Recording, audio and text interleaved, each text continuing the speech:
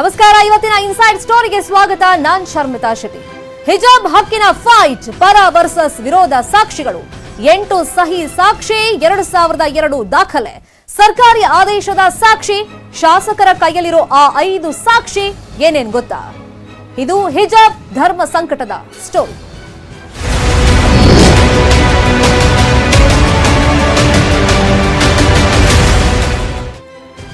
ಉಡುಪಿಯಿಂದ ಶುರುವಾದಂತ ನಮಗೆ ಹಿಜಾಬ್ಗೆ ಅವಕಾಶ ಮಾಡಿಕೊಡಬೇಕು ಅಂತ ವಿದ್ಯಾರ್ಥಿನಿಯರ ಹೋರಾಟ ಇವತ್ತು ಪರ ವರ್ಸಸ್ ವಿರೋಧ ಚರ್ಚೆಗೆ ಕಾರಣ ಆಗಿದೆ. ಹಿಜಾಬ್ ಹಕ್ಕಿನ ಫೈಟ್ ಈಗ ಪರ ವರ್ಸಸ್ ವಿರೋಧ ಸಾಕ್ಷಿಗಳು ಕೂಡ ಕಲೆಕ್ಟ್ ಆಗಿದೆ. ಯಾಕಂದ್ರೆ ಈ ವಿಚಾರವಾಗಿ ನಾಳೆ ಹೈಕೋರ್ಟ್ ನಲ್ಲಿ ವಿಚಾರಣೆ ಇದೆ. ಈಗ 8 ಸಹಿ ಹಾಕಿರುವಂತಹ ಸಾಕ್ಷಿಗಳು, 2002 ದಾಖಲೆ, ಸರ್ಕಾರಿ ಆದೇಶದ ಸಾಕ್ಷಿಯನ್ನ ನಾಳೆ ಹೈಕೋರ್ಟ್ ನಲ್ಲಿ ಸಲ್ಲಿಕೆ ಮಾಡಲಾಗುತ್ತೆ. ಹಾಗಾಗಿ ನಾಳೆ ಹೈಕೋರ್ಟ್ ನಲ್ಲಿ ಈ ವಿಚಾರವಾಗಿ ನಡೆಯುವಂತ ವಿಚಾರಣೆ ಏನಿದೆ, ಅರ್ಜಿ ವಿಚಾರಣೆ ಸಾಕಷ್ಟು ಹೈ ವೋಲ್ಟೇಜ್ ಆಗಿದೆ. ಈಗ ಸಹಜವಾಗಿ ಒಂದು ಕುತೂಹಲ ಇದೆ, ಕೋರ್ಟ್ ಇದರಲ್ಲಿ ಮಧ್ಯಪ್ರವೇಶ ಮಾಡಿದ್ರೆ ಯಾವ ತರ ಒಂದು ತೀರ್ಪನ್ನ ಪ್ರಕಟ ಮಾಡಬಹುದು, ಅಥವಾ ಮತ್ತೆ ಏನಾದರೂ ಅರ್ಜಿ ವಿಚಾರಣೆ ಮುಂದಕ್ಕೆ ಹಾಕಿದ್ರೆ ಇದು ಯಥಾ ಪ್ರಕಾರ ಕಂಟಿನ್ಯೂ ಆಗ್ತಾ ಹೋಗುತ್ತೆ ಪರ ವಿರೋಧ ಚರ್ಚೆಗಳು. ಈಗ ಶಾಸಕರು ಕೂಡ ಒಂದಿಷ್ಟು ಡಾಕ್ಯುಮೆಂಟ್ಸ್ ಕಲೆಕ್ಟ್ ಮಾಡಿ ಇಟ್ಕೊಂಡಿದ್ದಾರೆ.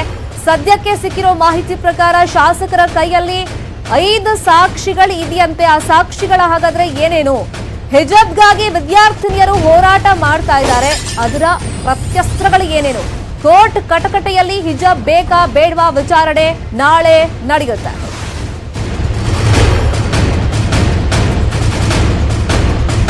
ಆ್ಯಕ್ಷನ್ ಮಾಡಲ್ಲ ಪಾಪ, ಆ ಮಕ್ಕಳು ಯಾಕೆ ಮಾಡ್ತಾರೆ? ಅವರು ಪಾಪ ಮುಗ್ಧರು, ಅವರನ್ನು ಬಲಿಪಶು ಮಾಡಿದ್ದಾರೆ. ಅವರೇನಾದರೂ ಹಿಂಸಾತ್ಮಕ ಕೃತ್ಯದಲ್ಲಿ ತೊಡ್ಕೊಂಡಿದ್ರೆ ಅವ್ರ ಮೇಲೆ ಆ್ಯಕ್ಷನ್ ಮಾಡು. ಆ ಮಕ್ಕಳು ಅವರ ಹಕ್ಕನ್ನು ಕೇಳ್ತಾ ಇದ್ದಾರೆ. ನಮಗೆ ಸಂವಿಧಾನಕ್ಕೆ ಅವ್ರು ಏನು ಹೇಳ್ತಾರೆ ಕೇಳಿ, ಸಂವಿಧಾನಕ್ಕೆ ಹತ್ತು ಸಂವಿಧಾನ ಓದಲಿಲ್ಲ ಪಾಪ ಮಕ್ಕಳು. ಸಂವಿಧಾನದಲ್ಲಿ ಏನಿದೆ ಅಂತ ಕರೆಕ್ಟ್ ಓದಿದರೆ, ಯಾರಾದರೂ PUC ಆಗಿ ಡಿಗ್ರಿ ಆಗಿದ್ದರೆ ಅವರು ಹೇಳ್ತಿದ್ರು ನಮಗೆ ಸಂವಿಧಾನದಲ್ಲಿ ಆರ್ಟಿಕಲ್ 25 ಏನು ಹಕ್ಕಿದೆ, ಸರ್ಕಾರಕ್ಕೆ ಏನು ಹಕ್ಕಿದೆ ಅಂತ ಅದರಲ್ಲೇ ಬರೆದಿದೆ, ಅದು ಹೇಳ್ತಿದ್ದು. ಆದರೆ ಆ ಗಿಳಿಪಾಠ ಹೇಳಿಕೊಟ್ಟಂತ ಅವ್ರು ಮಾಡ್ತಾ ಇದ್ದಾರೆ. ಅಂದರೆ ಆ ಮಕ್ಕಳ ಮೇಲೆ ಆ್ಯಕ್ಷನ್ ಮಾಡಬೇಕು ಅಂತ ನಾನು ಹೇಳಲ್ಲ, ಅವರು ಮುಗ್ದು. ಆದರೆ ಆ ಮಕ್ಕಳು ಯಾರ್ಯಾರ ಸಂಪರ್ಕದಲ್ಲಿದ್ದಾರೆ, ಮಕ್ಕಳ ತಂದೆ ತಾಯಿಯವರು ಯಾರ ಸಂಪರ್ಕದಲ್ಲಿದ್ದಾರೆ, ಎಲ್ಲೆಲ್ಲಿ ಸಭೆಗಳಾಗಿದೆ, ಗುಪ್ತ ಸಭೆಗಳು ಎಲ್ಲೆಲ್ಲಿ ಆಗಿದೆ, ಎಲ್ಲೆಲ್ಲಿ ಟ್ರೈನಿಂಗ್ ಆಗಿದೆ ಆ ಮಕ್ಕಳಿಗೆ, ಇದೆಲ್ಲವೂ ಹೊರಗೆ ಬರಬೇಕು. ಅದಕ್ಕೆ ತನಿಖೆಗಳು ಖಂಡಿತವಾಗಿಯೂ ದೊಡ್ಡ ಮಟ್ಟ ಎಲ್ಲ ಇರ್ತದಲ್ಲ. ಈಗ ಒಂದು ಮೊಬೈಲ್ ಟವರನ್ನು ನೋಡಿದರೆ ಮಕ್ಕಳು ಎಲ್ಲೆಲ್ಲಿ ಅವರ ಇದನ್ನು ತೆಗೆದರೆ, ಯಾರು ಮೊಬೈಲ್ನ ಡೀಟೇಲ್ಸ್ ತೆಗೆದ್ರೆ ಯಾರ್ಯಾರು ಹೋಗಿದ್ದಾರೆ, ಎಲ್ಲೆಲ್ಲಿ ಬಂದರು, ಅವ್ರನ್ನ ಯಾರ್ಯಾರ ಸಂಪರ್ಕ, ಅದು ಇಡೀ ಡೀಟೇಲ್ಸ್ ಸಿಗ್ತದೆ. ಅದೆಲ್ಲವನ್ನು ಪೊಲೀಸ್ ಇಲಾಖೆ ತನಿಖೆ ಮಾಡಬೇಕು ಅಂತ ನಾನು. ಇದು ಕೇವಲ ಉಡುಪಿ ಭಾಗಕ್ಕೆ ಮಾತ್ರ ಸೀಮಿತ ಆಗಿಲ್ಲ, ಕರ್ನಾಟಕದ ಆಲ್ಮೋಸ್ಟ್ ಎಲ್ಲ ಜಿಲ್ಲೆಗಳಿಗೂ ವಿಸ್ತರಿಸಿದೆ, ಎಲ್ಲ ಶಾಲಾ ಕಾಲೇಜುಗಳಿಗೂ ವಿಸ್ತರಣೆ ಆಗ್ತಾ ಇದೆ. ಖುದ್ದಾಗಿ ಗೃಹ ಸಚಿವರ ಊರಲ್ಲೂ ಕೂಡ ಹಿಜಾಬ್ ವರ್ಸಸ್ ಕೇಸರಿ ಶಾಲು ವಿವಾದ ತಾರಕಕ್ಕೇರ್ತಾ ಇದೆ. ಈ ಬಗ್ಗೆ ಗೃಹ ಸಚಿವರು ಏನು ಹೇಳಿದ್ದಾರೆ ನೋಡೋಣ. ವಿಶೇಷವಾಗಿ ಧರ್ಮವನ್ನ ಮೀರಿ ಭಾರತ ಮಾತೆಯ ಮಕ್ಕಳು ನಾವೆಲ್ಲ ಒಂದೇ ಅನ್ನುವಂಥ ಒಂದು ಭಾವನೆ ನಿರ್ಮಾಣ ಆಗಬೇಕು, ಮತ್ತು ಅಂಥ ಒಂದು ಸಂಸ್ಕಾರ ಸಿಗುವಂಥ ಒಂದೇ ಒಂದು ವೇದಿಕೆ ಅಂದರೆ ಅದು ಶಾಲೆ ಕಾಲೇಜುಗಳು. ಹಾಗಾಗಿ ಅಲ್ಲಿ ಏನನ್ನ ಯೂನಿಫಾರ್ಮ್ ಅಂತ ಹೇಳಿದ್ರೆ ಸಮಾನತೆಯ ಒಂದು ಸಂಕೇತ, ಸಮಾನತೆಯ ಮಾನಸಿಕತೆಯನ್ನು ನಿರ್ಮಾಣ ಮಾಡ್ತಕ್ಕಂಥದ್ದು. ಆದ್ದರಿಂದ ಇತ್ತೀಚೆಗೆ ಈ ಹಿಜಾಬ್ ಬಗ್ಗೆ ವಿಶೇಷವಾಗಿರ್ತಕ್ಕಂಥ ಯಾವಾಗಲೂ ಇಲ್ಲದೆ ಇರುವಂತಹ ಒಂದು ಒಲವು, ಮತ್ತು ಕಡ್ಡಾಯವಾಗಿ ನಾವು ಇದನ್ನು ಧರಿಸಿ ಬರ್ತೇವೆ, ಇಲ್ಲದೆ ಇದ್ರೆ ನಾವು ಕಾಲೇಜ್ ಬಿಡ್ತೇವೆ, ಅಥವಾ ನನಗೆ ಶಿಕ್ಷಣ ಅಗತ್ಯ ಇದೆ ಅನ್ನುವಂಥದ್ದನ್ನ ಮಕ್ಕಳು ಹೇಳೋ ಹಾಗಾಗಿದೆ. ಯಾವಾಗಲೂ ಕೂಡ ಮಕ್ಕಳು ಈ ರೀತಿ ಹೇಳ್ತಿರ್ಲಿಲ್ಲ. ಇಡೀ ರಾಜ್ಯದ ಅನೇಕ ಕಡೆಗಳಲ್ಲಿ ಎಲ್ಲೋ ಯಾವುದೋ ಒಂದು ಕಾಣದ ಶಕ್ತಿ ಇದ್ರ ಹಿಂದಕ್ಕೆ ಕೆಲಸ ಮಾಡ್ತಾ ಇದೆ ಅಂತ ಹೇಳಿ ನಮಗೂ ಕೂಡ ಅನುಮಾನ ಬಂದಿದೆ. ಪೊಲೀಸ್ ಇಲಾಖೆಗೆ ಈಗಾಗಲೇ ನಿರ್ದೇಶನ ಹೋಗಿದೆ. ಇದ್ರ ಹಿಂದಕ್ಕೆ ಯಾರಿದ್ದಾರೆ, ಏನು ತಂತ್ರ ಅವ್ರದ್ದು ಅನ್ನುವಂಥದ್ದನ್ನು ಕೂಡ ಯೋಚನೆ ಮಾಡಬೇಕು, ಅದು ನೋಡಬೇಕು ಅಂತೇಳಿ ಹೇಳಿ ಈಗಾಗಲೇ ಹೇಳಿದ್ದೇವೆ. ಕಾಲೇಜುಗಳ ಆಡಳಿತ ಮಂಡಳಿಗೆ ಎಲ್ಲ ರೀತಿಯಿಂದ ಪೊಲೀಸಿನ ರಕ್ಷಣೆ ಕೊಡಬೇಕು ಅನ್ನುವಂಥದ್ದು. ಇದು ಗೃಹ ಸಚಿವರ ಮಾತಾಯಿತು. ಇನ್ನು ಈ ಹಿಜಾಬ್ ವಿವಾದ, ಅದರ ಜೊತೆಯಲ್ಲಿ ನಾಳೆ ಇನ್ನೇನು ಹೈಕೋರ್ಟ್ ನಲ್ಲಿ ವಿಚಾರಣೆ ಆಗುತ್ತೆ. ಎಲ್ಲದರ ಬಗ್ಗೆ ಸಿಎಂ ಬೊಮ್ಮಾಯಿ, ವಿಪಕ್ಷ ನಾಯಕ ಸಿದ್ದರಾಮಯ್ಯ ಸೇರಿದಂತೆ ಬೇರೆ ಬೇರೆ ನಾಯಕರು ಸ್ಟೇಟ್ಮೆಂಟ್ ಕೊಟ್ಟಿದ್ದಾರೆ ನೋಡೋಣ.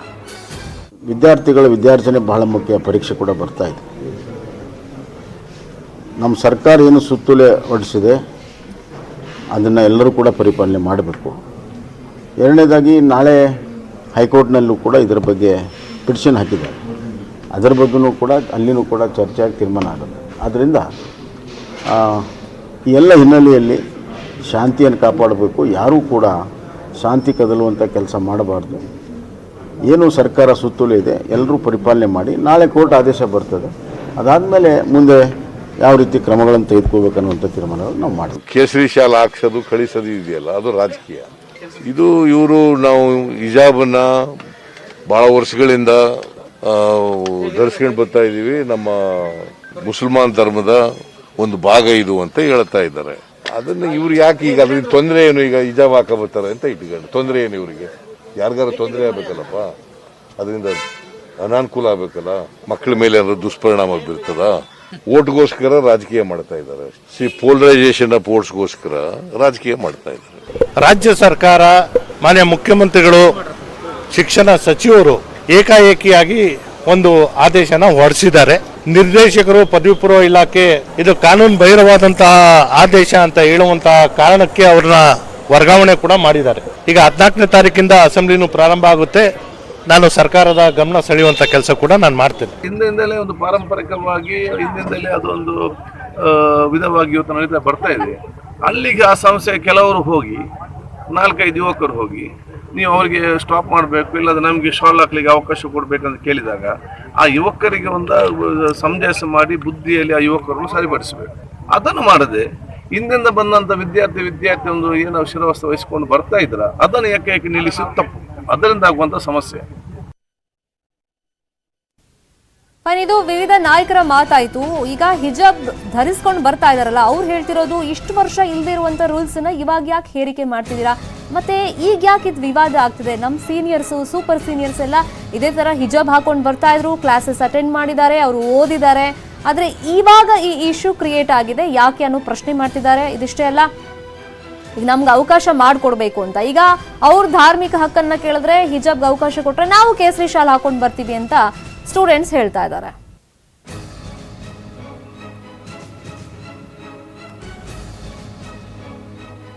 ಈ ಬಗ್ಗೆ ಮಾತಾಡೋದಕ್ಕೆ ಕಾಲೇಜ್ ಅಭಿವೃದ್ಧಿ ಮಂಡಳಿಯ ಉಪಾಧ್ಯಕ್ಷರು ಆಗಿರುವಂತ ಯಶವಂತ್ ಸುವರ್ಣ ಅವರು ನಮ್ಮ ಜೊತೆ ನೇರ ಸಂಪರ್ಕದಲ್ಲಿ ಜಾಯಿನ್ ಆಗಿದ್ದಾರೆ. ಸರ್ ನಮಸ್ಕಾರ. ಇವಾಗ ಈ ಹಿಜಾಬ್ ವರ್ಸಸ್ ಕೇಸರಿ ಶಾಲು ವಿವಾದ ಕೇವಲ ಒಂದು ಪ್ರದೇಶಕ್ಕೆ ಸೀಮಿತ ಆಗಿಲ್ಲ, ಕಿಡಿ ಹತ್ಕೊಂಡಿದ್ದು ಒಂದ್ ಕಡೆಯಿಂದ ಆದ್ರೂ ರಾಜ್ಯವ್ಯಾಪಿ ವ್ಯಾಪಿಸ್ಬಿಟ್ಟಿದೆ.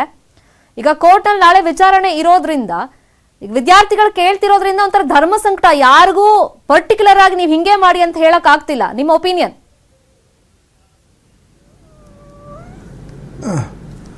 ನೋಡಿ, ಖಂಡಿತವಾಗಿಯೂ ಒಂದು ಶಾಲೆ ಕಾಲೇಜ್ನಲ್ಲಿ ವಿದ್ಯಾರ್ಥಿಗಳಿಗೆ ಪಾಠ ಚಟುವಟಿಕೆಗಳು ಎಷ್ಟು ಮುಖ್ಯವೋ ಅಷ್ಟೇ ಆ ಶಾಲೆಯ ಕಾಲೇಜಿನ ಶಿಸ್ತು ಅತಿ ಮುಖ್ಯ. ಅವ ಶಿಸ್ತಿನಿಂದ ಮೊದಲಾಗಿ ವರ್ತಿಸಿದಾಗ ಮಾತ್ರ ಅವನ ವಿದ್ಯೆಯ ಕಲಿಕೆಯಿಂದ ಅವನ ಜೀವನದಲ್ಲಿ ಯಶಸ್ವಿಯಾಗಲಿಕ್ಕೆ ಸಾಧ್ಯ ಉಂಟು. ಅದು ಬಿಟ್ಟು ಅವರು ಕಾಲೇಜಿನಲ್ಲಿ, ಶಾಲೆಯಲ್ಲಿ ಅಶಿಸ್ತಿನಿಂದ ವರ್ತಿಸಿದರೆ ಅವನ ಭವಿಷ್ಯ ಅಲ್ಲಿಗೆ ಕೊನೆಗೊಳ್ತದೆ. ಆ ದೃಷ್ಟಿಯಲ್ಲಿ ಸರ್ಕಾರಿ ಪದವಿ ಪೂರ್ವ ಕಾಲೇಜು ಉಡುಪಿಯಲ್ಲಿ ಈಗಾಗಲೇ ಅದು ಮಹಿಳೆಯರ ಕಾಲೇಜು ಒಂದು. ಸೆಕೆಂಡ್ ಒನ್, ಅಲ್ಲಿ ಕಲಿತಿರುವ ಎಲ್ಲ ವಿದ್ಯಾರ್ಥಿಗಳು ಮಹಿಳೆಯರು, ಶಿಕ್ಷಕರು 1-2 ಜನ ಪುರುಷರಿದ್ದಾರೆ. ಆದರೆ ನಾವು ಅದರಲ್ಲಿ ಏನು ಮಾತಾಡ್ಲಿಕ್ಕೆ ಹೋದಿಲ್ಲ. ಅಲ್ಲಿ ಶಿಸ್ತಿರಬೇಕೆಂಬ ದೃಷ್ಟಿ ಏನಂದ್ರೆ, ಬಡ ವಿದ್ಯಾರ್ಥಿಗಳು 90% ಬಡ ವಿದ್ಯಾರ್ಥಿಗಳಲ್ಲಿ ಶಿಕ್ಷಣವನ್ನು ಪಡಿತಾರೆ. ಅದು 10% ಜನ ಸ್ವಲ್ಪ ಮಧ್ಯಮ ವರ್ಗ ಇರ್ಬೋದು. ಆದರೆ ನಾವು ವಿದ್ಯಾರ್ಥಿಗಳಲ್ಲಿ ಯಾವುದೇ ಭೇದ ಭಾವ, ತಾರತಮ್ಯ ಬರಬಾರದೆಂಬ ದೃಷ್ಟಿಯಲ್ಲಿ ಯೂನಿಫಾರ್ಮ್ ಅನ್ನು ಒಂದು ಡ್ರೆಸ್ ಕೋಡ್ ಆಗಿ 2004ರಿಂದ ಆಡಳಿತ ಮಂಡಳಿಯ ಒಂದು ನಿರ್ಣಯದಂತೆ ಮಾಡ್ತಾ ಬಂದಿದ್ದೇವೆ. ಆ ಪ್ರಕಾರ ಡಿಸೆಂಬರ್ 31ರ ತನಕ ಇಶ್ಯೂ ಇವಾಗ ಯಾಕೆ ಕ್ರಿಯೇಟ್ ಆಯ್ತು? ಇದೇ ಕಾಲೇಜಲ್ಲಿ ಓದಂತ ಸೀನಿಯರ್ಸ್ ಅಥವಾ ಅವ್ರ ಸೂಪರ್ ಸೀನಿಯರ್ಸ್ ಎಲ್ಲ ಹಿಜಾಬ್ ಹಾಕೊಂಡ್ ಬರ್ತಿದ್ರು, ಕ್ಲಾಸಸ್ ಅಟೆಂಡ್ ಮಾಡಿದ್ರು. ಬಟ್ ಇವಾಗ ಸಡನ್ ಆಗಿ ಯಾಕೆ ಇಶ್ಯೂ ಇದಾಗ್ತಾ ಇದೆ ಅಂತ ಅವ್ರು ಕೇಳ್ತಿದಾರಲ್ಲ. ನನ್ನ ಒಂದು ವಿನಂತಿ, ಈಗಾಗಲೇ ಹೂವಪೂವಗಳಿಗೆ ನಾವು ಹೆಚ್ಚಿನ ಅವಕಾಶ ಕೊಡದೆ ಆ ಕಾಲೇಜಿನ ಇತಿಹಾಸ ತೆಗೆದು ನೋಡುವಾಗ ಗೊತ್ತಾಗ್ತದೆ. ಇವತ್ತಿನ ತನಕ, ಮೊನ್ನೆ ಡಿಸೆಂಬರ್ 31ರ ತನಕ ಅಲ್ಲ, ಇವತ್ತಿನ ತನಕ ಕ್ಲಾಸ್ ರೂಮ್ ಒಳಗೆ ಹಿಜಾಬ್ ಅನ್ನು ನಾವು ಅಲೌ ಮಾಡಲಿಲ್ಲ. ಹಿಜಾಬ್, ಬುರ್ಕಾ ಹಾಕಿಕೊಂಡು ಬರುವವರು ಕೇವಲ ಕಾಲೇಜಿನ ಕ್ಯಾಂಪಸ್ನ ಗೇಟ್ ತನಕ ಕ್ಲಾಸ್ ರೂಮ್ನ ಹೊರಗೆ ಬಂದು ಅದನ್ನು ಬಿಚ್ಚಿಟ್ಕೊಂಡು ಒಳಗೆ ಬರ್ತಿದ್ರು. ಅದರಿಂದಾಗಿ ಈ ಹಿಂದೆ ಇತ್ತಂತೆಂಬುದು ಅದು 100ಕ್ಕೆ 100 ಸುಳ್ಳು, ಸತ್ಯಕ್ಕೆ ದೂರವಾದ ವಿಚಾರ. ಅದು ಈಗಾಗಲೇ ನಾವು ಕೋರ್ಟಿಗೆ ದಾಖಲೆಗಳನ್ನು ಸಲ್ಲಿಕೆ ಮಾಡುವಾಗ ಕೂಡ ಕಳೆದ 15 ವರ್ಷದಿಂದ ಆ ಕಾಲೇಜಿನ ಎಲ್ಲ ಕಾಲೇಜಿನ ಸ್ಟೂಡೆಂಟ್ನವರ ಭಾವಚಿತ್ರದ ಗ್ರೂಪ್ ಫೋಟೋ ಇರ್ಬೋದು, ಅವರು ಯಾರ್ಯಾರು ಕಾರ್ಯಕ್ರಮದಲ್ಲಿ ಭಾಗವಹಿಸಿದ್ದಾರೆ, ಸರ್ಕಾರದ ಕೆಲವೊಂದು ಕಾರ್ಯಕ್ರಮಗಳಿರ್ತದೆ, ಎಲ್ಲ ದಾಖಲೆಗಳನ್ನು ಸನ್ಮಾನ್ಯ ಶಾಸಕ ರಘುಪತಿ ಭಟ್ ಅವರು ಈಗಾಗಲೇ ಕೋರ್ಟಿಗೆ ಸಲ್ಲಿಸುವಂತೆ ಕೆಲಸಗಳನ್ನು ಮಾಡಿದ್ದಾರೆ. ಅದರಿಂದಾಗಿ ನಾನು ಸ್ಪಷ್ಟವಾಗಿ ಒಂದು ಮಾತನ್ನು ಹೇಳಲಿಕ್ಕೆ ಬಯಸ್ತೇನೆ, ಈ ಹಿಜಾಬ್ ಎಂಬ ಒಂದು ಇಶ್ಯೂ ಅಂತ ಹೇಳಲಿಕ್ಕೆ ನಾನು ಬಯಸುತ್ತಿಲ್ಲ, ಅದು ಕಾಲೇಜಿನ ಶಿಸ್ತಿನ ಉಲ್ಲಂಘನೆ. ಈಗ ವಿದ್ಯಾರ್ಥಿಗಳಲ್ಲಿ ಸಮಾನತೆ, ಒಂದೇ ಭೇದ ಭಾವ ಇರಬಾರದ ದೃಷ್ಟಿಯಲ್ಲಿ ನಾವು ಅದನ್ನು ಹಾಕಿಕೊಂಡು ಬರಬೇಕಂತ ಸೂಚನೆ ಕೊಟ್ಟಿದೆ.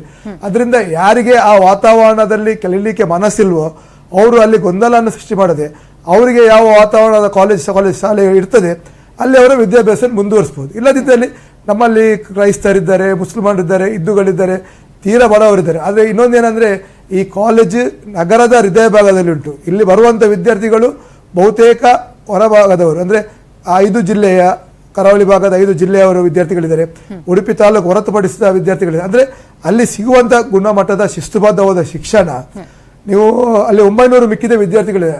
ಅದರಲ್ಲಿ ನೀವು ಅರ್ಥ ಮಾಡಬೇಕು, ಒಂದು ಸರ್ಕಾರಿ ಶಾಲೆ ಕಾಲೇಜಿನಲ್ಲಿ ಇಷ್ಟು ವಿದ್ಯಾರ್ಥಿಗಳ ಸಂಖ್ಯೆ ಇರಬೇಕಾದ್ರೆ ಯಾವ ವ್ಯವಸ್ಥೆ ಆ ಕಾಲೇಜಿನಲ್ಲಿ ಶಿಕ್ಷಣ ಸಿಗ್ತಾ ಉಂಟು, ಯಾವ ರೀತಿಯ ವ್ಯವಸ್ಥೆ ಉಂಟು ಅಂತ ನೀವು ಅದನ್ನು ಆಲೋಚನೆ ಮಾಡಬೇಕಾದ್ರೆ ಯಾರಲ್ಲಿ ಅದರ ಬಗ್ಗೆ ವಿರೋಧ ಮಾತಾಡ್ತಾರೆ ಅವ್ರು ಮಾಡಬೇಕು.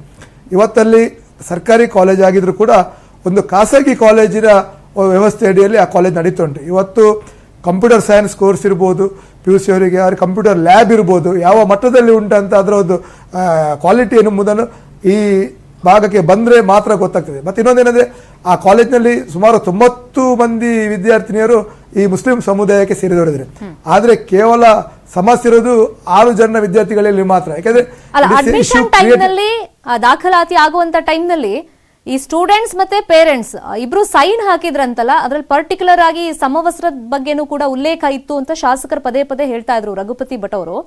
ಸೊ ಆ ದಾಖಲಾತಿ ಸಂದರ್ಭದಲ್ಲಿ ಸಹಿ ಹಾಕಿದ್ದು ಪ್ಲಸ್ ಮೌಖಿಕವಾಗಿನೂ ಒಂದು ಕಾನ್ವರ್ಸೇಷನ್ ಆಗಿತ್ತಾ?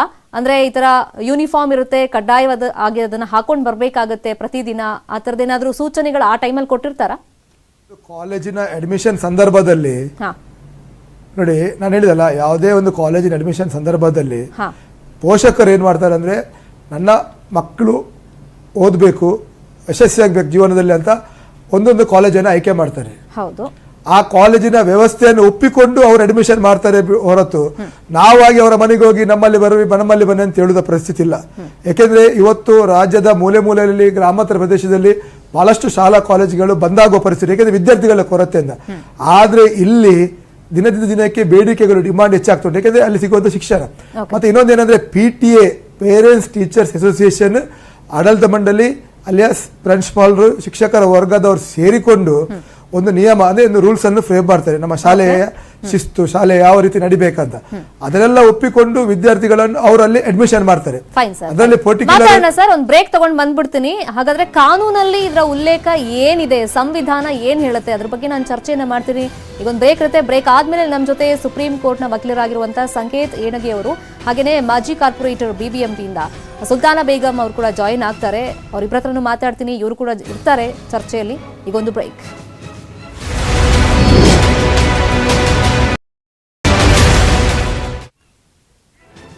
Welcome back. ಹಿಜಾಬ್ ಧರ್ಮ ಸಂಕಟದ ಬಗ್ಗೆ ನಾಳೆ ಹೈಕೋರ್ಟ್ ಏನ್ ಹೇಳುತ್ತೆ, ಯಾವ ತರ ವಿಚಾರಣೆ ಆಗುತ್ತೆ, ಸಾಕ್ಷಿಗಳನ್ನೆಲ್ಲ ಈಗ ಒದಗಿಸಿದ್ದಾಗಿದೆ, ದಾಖಲೆಗಳನ್ನ ಒದಗಿಸಿದ್ದಾಗಿದೆ. ಹೀಗಾಗಿ ಈಗ ಕೋರ್ಟ್ ಮಧ್ಯಪ್ರವೇಶ ಮಾಡುತ್ತಾ ಇಲ್ವಾ? ಯಾಕಂದ್ರೆ ಧಾರ್ಮಿಕ ಆಚರಣೆ, ಇದು ನಮ್ಮ ಹಕ್ಕು, ನಮ್ಮ ಸ್ವಾತಂತ್ರ್ಯಕ್ಕೆ ಧಕ್ಕೆ ಬಂದಿದೆ, ಧಾರ್ಮಿಕ ಸ್ವಾತಂತ್ರ್ಯಕ್ಕೆ ಅಂತ ಈಗ ವಿದ್ಯಾರ್ಥಿನಿಯರು ಆರೋಪ ಮಾಡ್ತಾ ಇದ್ದಾರೆ. ಇನ್ನೊಂದ್ ಕಡೆ ಅವ್ರಿಗೆ ಹಿಜಾಬ್ಗೆ ಅವಕಾಶ ಕೊಟ್ರೆ ನಾವು ಪ್ರತಿದಿನ ಕಾಲೇಜಿಗೆ ಬರುವಾಗ ಕೇಸರಿ ಶಾಲ್ ಹಾಕೊಂಡ್ ಬರ್ತೀವಿ, ನಮ್ದು ಧಾರ್ಮಿಕ ಸ್ವಾತಂತ್ರ್ಯ, ನಮ್ದು ಧಾರ್ಮಿಕ ಹಕ್ಕಿದು ಅಂತ ಹಿಂದೂ ಸ್ಟೂಡೆಂಟ್ಸ್ ಹೇಳ್ತಾ ಇದ್ದಾರೆ. ಹಾಗಾಗಿ ನಾಳೆ ಹೈಕೋರ್ಟ್ ನಲ್ಲಿ ಹೈ ವೋಲ್ಟೇಜ್ ವಿಚಾರಣೆ ಅಂತೂ ಖಂಡಿತವಾಗ್ಲೂ ನಡೆಯುತ್ತೆ. ಈ ಹಿಂದೆ ಕೊಟ್ಟಂತ ತೀರ್ಪುಗಳನ್ನು ಕೂಡ ಅಫ್ಕೋರ್ಸ್ ಕೋರ್ಟ್ ಪರಿಗಣಿಸಿರುತ್ತೆ, ಇಲ್ಲ ಅಂತಲ್ಲ. ಬಟ್ ಇಲ್ಲಿನ ಹೈಕೋರ್ಟ್ ಯಾವ ತರ ತೀರ್ಪನ್ನ ಕೊಡುತ್ತೆ ಅನ್ನೋದನ್ನ ನೋಡ್ಬೇಕಾಗುತ್ತೆ. ಅಫ್ಕೋರ್ಸ್ ಆ ಕುತೂಹಲ ಇದ್ದೇ ಇದೆ. ಇದೀಗ ಈ ಬಗ್ಗೆ ನಮ್ಮ ಜೊತೆ ಮಾತಾಡೋದಕ್ಕೆ ಸುಪ್ರೀಂ ಕೋರ್ಟ್ ನ ವಕೀಲರಾಗಿರುವಂತಹ ಸಂಕೇತ್ ಏಣಗಿ ಅವರು ಜಾಯ್ನ್ ಆಗಿದ್ದಾರೆ. ಸರ್ ನಮಸ್ಕಾರ, ನಿಮ್ಮ ಕಾರ್ಯಕ್ರಮಕ್ಕೆ ಸ್ವಾಗತ. ಇನ್ನು BBMPಯ ಮಾಜಿ ಕಾರ್ಪೊರೇಟರ್ ಆಗಿರುವಂತಹ ಸುಲ್ತಾನ ಬೇಗಂ ಅವರು ಕೂಡ ಇದ್ದಾರೆ. ಮೇಡಮ್, ನಿಮಗೂ ಕಾರ್ಯಕ್ರಮಕ್ಕೆ ಸ್ವಾಗತ. ಫೈನ್. ಸಂಕೇತ್ ಏಣಗಿ ಅವರೇ, ಈಗ ಮೊನ್ನೆಯಿಂದಲೂ ಯಾವಾಗ ಈ ವಿವಾದ ಸ್ಟಾರ್ಟ್ ಆಯಿತು, ಅಂತಾರಾಷ್ಟ್ರೀಯ ಮಟ್ಟದಲ್ಲಿ ಸುದ್ದಿ ಆಯಿತು, ತುಂಬಾ ಜನ ಸ್ಟೂಡೆಂಟ್ಸ್, ಅದರಲ್ಲೂ ಮುಸ್ಲಿಂ ಸ್ಟೂಡೆಂಟ್ಸ್ ಕೇಳ್ತಾ ಇರೋದು, ನಮ್ಮ ಹಕ್ಕಿದು ಸಂವಿಧಾನದ 25ನೇ ವಿಧಿ ಪ್ರಕಾರ, ಸೊ ನಮ್ಮ ಹಕ್ಕನ್ನ ನಾವು ಕೇಳ್ತಾ ಇದ್ದೀವಿ ಅಂತ ಹೇಳ್ತಾ ಇದ್ದಾರೆ. ನಿಜಕ್ಕೂ ಸಂವಿಧಾನದ ಈ 25ನೇ ವಿಧಿಯ ಪ್ರಕಾರ ಏನ್ ಹೇಳುತ್ತೆ ಸರ್ ಅದು? ನೋಡಿ, right to profess any religion is a fundamental right ಅಂತ ಹೇಳ್ತದೆ, right to practice or profess any religion. ಈಗ ಯಾವುದೇ ಧರ್ಮವನ್ನು ಪಾಲನೆ ಮಾಡೋದು ಅಥವಾ ಧರ್ಮದ ರೀತಿ ನೀತಿಗಳನ್ನ ಪಾಲನೆ ಮಾಡೋದು ಪ್ರತಿಯೊಬ್ಬ ವ್ಯಕ್ತಿಯ ವೈಯಕ್ತಿಕ ಮೂಲಭೂತವಾದ ಸಂವಿಧಾನಾತ್ಮಕವಾದ ಹಕ್ಕು ಅಂತ ಹೇಳ್ತದೆ. ಇದು ಒಂದು ವಿಚಾರ. ಈಗ ಈ ಹಿಜಾಬ್ಗೆ ಸಂಬಂಧಪಟ್ಟಂತ ವಿಚಾರಕ್ಕೆ ನಾನು ಬರೋಕ್ಕಿಂತ ಮುಂಚೆ ಒಂದು ಪಂಜಾಬದ ರೂಲ್ಸ್ ಗೆ ಸಂಬಂಧಪಟ್ಟಂತದ್ದು ಒಂದು ವಿಚಾರವನ್ನ ತಮ್ಮ ಮುಂದೆ ಮಂಡಿಸ್ತೇನೆ. ಈ ಪಂಜಾಬ್ದಲ್ಲೂ ಕೂಡ ಅಲ್ಲಿ ಯೂನಿಫಾರ್ಮ್ ಡ್ರೆಸ್ ಕೋಡ್ ಅಂತ ಇದೆ ಸ್ಕೂಲಿಗೆ ಸಂಬಂಧಪಟ್ಟಂಗೆ. ಅಲ್ಲಿ ಯಾವ ಸ್ಕೂಲ್ ನಲ್ಲಿ ಯಾವ ತರ ಡ್ರೆಸ್ ಇರಬೇಕು ಅನ್ನೋದ್ರ ಬಗ್ಗೆ ಆಯಾ ಶಾಲೆಯವರು, ಶಾಲಾ ಕಮಿಟಿಯವರು ಅದನ್ನು ನಿಗದಿಪಡಿಸಬಹುದು ಅಂತ. ಈಗ ಕೆಲವೊಂದು ಹೇಳ್ತಾರೆ ಏನಂದ್ರೆ ವೈಟ್ ಬಾಯ್ಸ್ಗೆ ಬೇರೆ ಗರ್ಲ್ಸ್ಗೆ ಬೇರೆ ಅಂತ ಇರ್ತದೆ. ಅಂದ್ರೆ ಹುಡುಗರಿಗೆ ಬೇರೆ, ಹುಡುಗಿಯರಿಗೆ ಬೇರೆ, ಯುವತಿಯರಿಗೆ ಬೇರೆ ಅಂತ. ಹುಡುಗರಿಗೆ ಸಂಬಂಧಪಟ್ಟಂಗೆ white half sleeve shirt with checks collar and check button tape ಅಂತ ಹೇಳ್ತಾರೆ. ಅಂದ್ರೆ ಅವ್ರಿಗೆ ನಿಗದಿಪಡಿಸಿರುವಂತ ಡ್ರೆಸ್. ಅದನ್ನೆಲ್ಲ ಹೇಳ್ತಾ ಹೋಗಿ ಕೆಳಗಡೆ ಹೇಳ್ತಾರೆ ಮತ್ತೆ ಬ್ಲಾಕ್ ಸ್ನ್ಯಾಪ್ ಶೂಸ್ ಯಾವ ತರ ಇರಬೇಕು, ಸಾಕ್ಸ್ ಯಾವ ತರ ಇರಬೇಕು, ಅದಕ್ಕೆ ಯಾವ ತರ ಸ್ಟ್ರೈಪ್ಸ್ ಇರಬೇಕು ಅನ್ನೋದ್ರ ಬಗ್ಗೆ ಹೇಳ್ತಾರೆ. ಮತ್ತೆ ಕ್ಲಾಸ್ 2 to 4 ಇದ್ದಾಗ, ಅಂದ್ರೆ 2ನೇ ಕ್ಲಾಸ್ನಿಂದ 4ನೇ ಕ್ಲಾಸಿನವರೆಗೆ ಯಾವ ರೀತಿ ಶೂ ಧರಿಸಬೇಕು ಅಂತ ಹೇಳ್ತಾರೆ. ಸ್ಕೂಲ್ ಬೆಲ್ಟ್ ಯಾವ ರೀತಿ ಇರಬೇಕು, ಟೈ ಯಾವ ರೀತಿ ಅಂತ ಹೇಳ್ಬೇಕು ಅಂತ ಹೇಳ್ತಾರೆ. Blue shorts with check border on the pockets, ಯಾವ ರೀತಿ ಪಾಕೆಟ್ ಗಳು ಇರಬೇಕು ಅಂತ ಹೇಳ್ತಾರೆ. ಮತ್ತೆ ಇದು ಇಂಪಾರ್ಟೆಂಟ್ ನೋಡಿ, sky blue patka for sick boys, ಅಂದ್ರೆ ಸಿಕ್ ಹುಡುಗರಿಗೆ ಮಾತ್ರ ಸಂಬಂಧಪಟ್ಟಂಗೆ ಸ್ಕೈ ಬ್ಲೂ ಪಟ್ಕಾ ಅಂತಂದ್ರೆ ಪಗಡಿ, ತಲೆ ಮೇಲೆ ಹಾಕುವಂತದ್ದು ಪಗಡಿ. ಅವರು ಸಿಕ್ಕರಿಗೆ ಸಂಬಂಧಪಟ್ಟಂತದ್ದು ಯಾವ ಕಲರ್ ಇರಬೇಕು ಅಂತ ಹೇಳ್ತಾರೆ. ಅದನ್ನ ರಿಸ್ಟ್ರಿಕ್ಟ್ ಮಾಡೋದಿಲ್ಲ. ಇದು ಬಹಳ ಮುಖ್ಯವಾದಂತ ವಿಚಾರ. ಯಾಕಂದ್ರೆ ಅವ್ರ ಧರ್ಮಕ್ಕೆ ಸಂಬಂಧಪಟ್ಟಿರುವಂತದ್ದು, ಅವರ ಪ್ರಾಕ್ಟೀಸ್ಗೆ ಸಂಬಂಧಪಟ್ಟಿರುವಂತದ್ದು, ಅವ್ರ ಫೇತ್ಗೆ ಸಂಬಂಧಪಟ್ಟಿರುವಂತದ್ದು. ಅವ್ರ ಯೂನಿಫಾರ್ಮ್ ಅಂತಂದ್ರೆ ಈ ಬಟ್ಟೆ, ಟೈ, ಬೆಲ್ಟು, ಶೂ ಮತ್ತು ಸಾಕ್ಸ್ ಗೆ ಸಂಬಂಧಪಟ್ಟಂತದ್ದು ಯೂನಿಫಾರ್ಮ್ ಅಂತ ಕನ್ಸಿಡರ್ ಆಗ್ತದೆ. ಈ ಪಗಡಿ ಅಂತ ಏನ್ ಹೇಳ್ತಾರೆ ಅಂದ್ರೆ ತಲೆ ಮೇಲೆ ಅವ್ರ ಪೇಟ ಏನ್ ಧರಿಸ್ತಾರೆ ಸಿಕ್ ಹುಡುಗರು, ಅವ್ರಿಗೆ ಸಂಬಂಧಪಟ್ಟಂತದ್ದು ಅದು ಧಾರ್ಮಿಕವಾದದ್ದು, ಅದನ್ನ ರಿಸ್ಟ್ರಿಕ್ಟ್ ಮಾಡೋದಿಲ್ಲ. ಅದೇ ರೀತಿ ಕೂಡ ಈ ಮುಸ್ಲಿಂ ಸಮುದಾಯಕ್ಕೆ, ನಾನು ಇವ್ರ ಪರ ಅವ್ರ ಪರ ಅಂತಲ್ಲ, ಕಾನೂನಲ್ಲಿ ಏನಿದೆ ಅದನ್ನ ನಾನು ಹೇಳ್ತೇನೆ. ಮುಸ್ಲಿಂ ಸಮುದಾಯಕ್ಕೆ ಸಂಬಂಧಪಟ್ಟಂತದ್ದು ಅವರು ಈ ಹಿಜಾಬ್ ಅನ್ನ ಅವರು ಧರ್ಮಕ್ಕೆ ಪಾಲನೆ ಮಾಡ್ತಾರೆ. ಅದೇ ರೀತಿ ರಾಜಸ್ಥಾನದಲ್ಲೂ ಕೂಡ ಇವತ್ತಿಗೂ ಹೆಣ್ಮಕ್ಳು ಅವರು ಗುಂಗಟ್ ಅಂತ ಹಾಕೊಂತಾರೆ. ಗುಂಗಟ್ ಅಂತಂದ್ರೆ ಮುಖವನ್ನು ಕವರ್ ಮಾಡ್ಕೊಂತಾರೆ. ಅಂದ್ರೆ ಅವರವ್ರ ಧರ್ಮಕ್ಕೆ ಸಂಬಂಧಪಟ್ಟಿರುವಂತದ್ದು ವೈಯಕ್ತಿಕ ಧಾರ್ಮಿಕವಾದಂತಹ ಹಕ್ಕು. ಅವರ ಧರ್ಮವನ್ನು ಪಾಲನೆ ಮಾಡಬಹುದು. ಅದರ ಜೊತೆಗೆ ಶಿಕ್ಷಣದ ಹಕ್ಕು ಏನಿದೆ ಅದಕ್ಕೆ ಸಂಬಂಧಪಟ್ಟಂತ ಶಿಕ್ಷಣವನ್ನು ಪಡೆಯಬಹುದು. ಅದಕ್ಕೆ ಕಂಪೇರ್ ಮಾಡೋ ಹಾಗಿಲ್ಲ. ಈಗ ಯೂನಿಫಾರ್ಮ್ ಕ್ಲಾರಿಫಿಕೇಶನ್ ಕೇಳ್ತೀನಿ ಸರ್, ಒಂದೇ ಸೆಕೆಂಡ್. ಸುಲ್ತಾನಾ ಬೇಗಂ ಅವ್ರ ರಿಯಾಕ್ಷನ್ ತಗೊಂಡು ಮತ್ತೊಂದು ಕ್ಲಾರಿಫಿಕೇಶನ್ ಇದೆ ನಿಮ್ಮ ಹತ್ರ ಕೇಳ್ತೀನಿ. Please be online.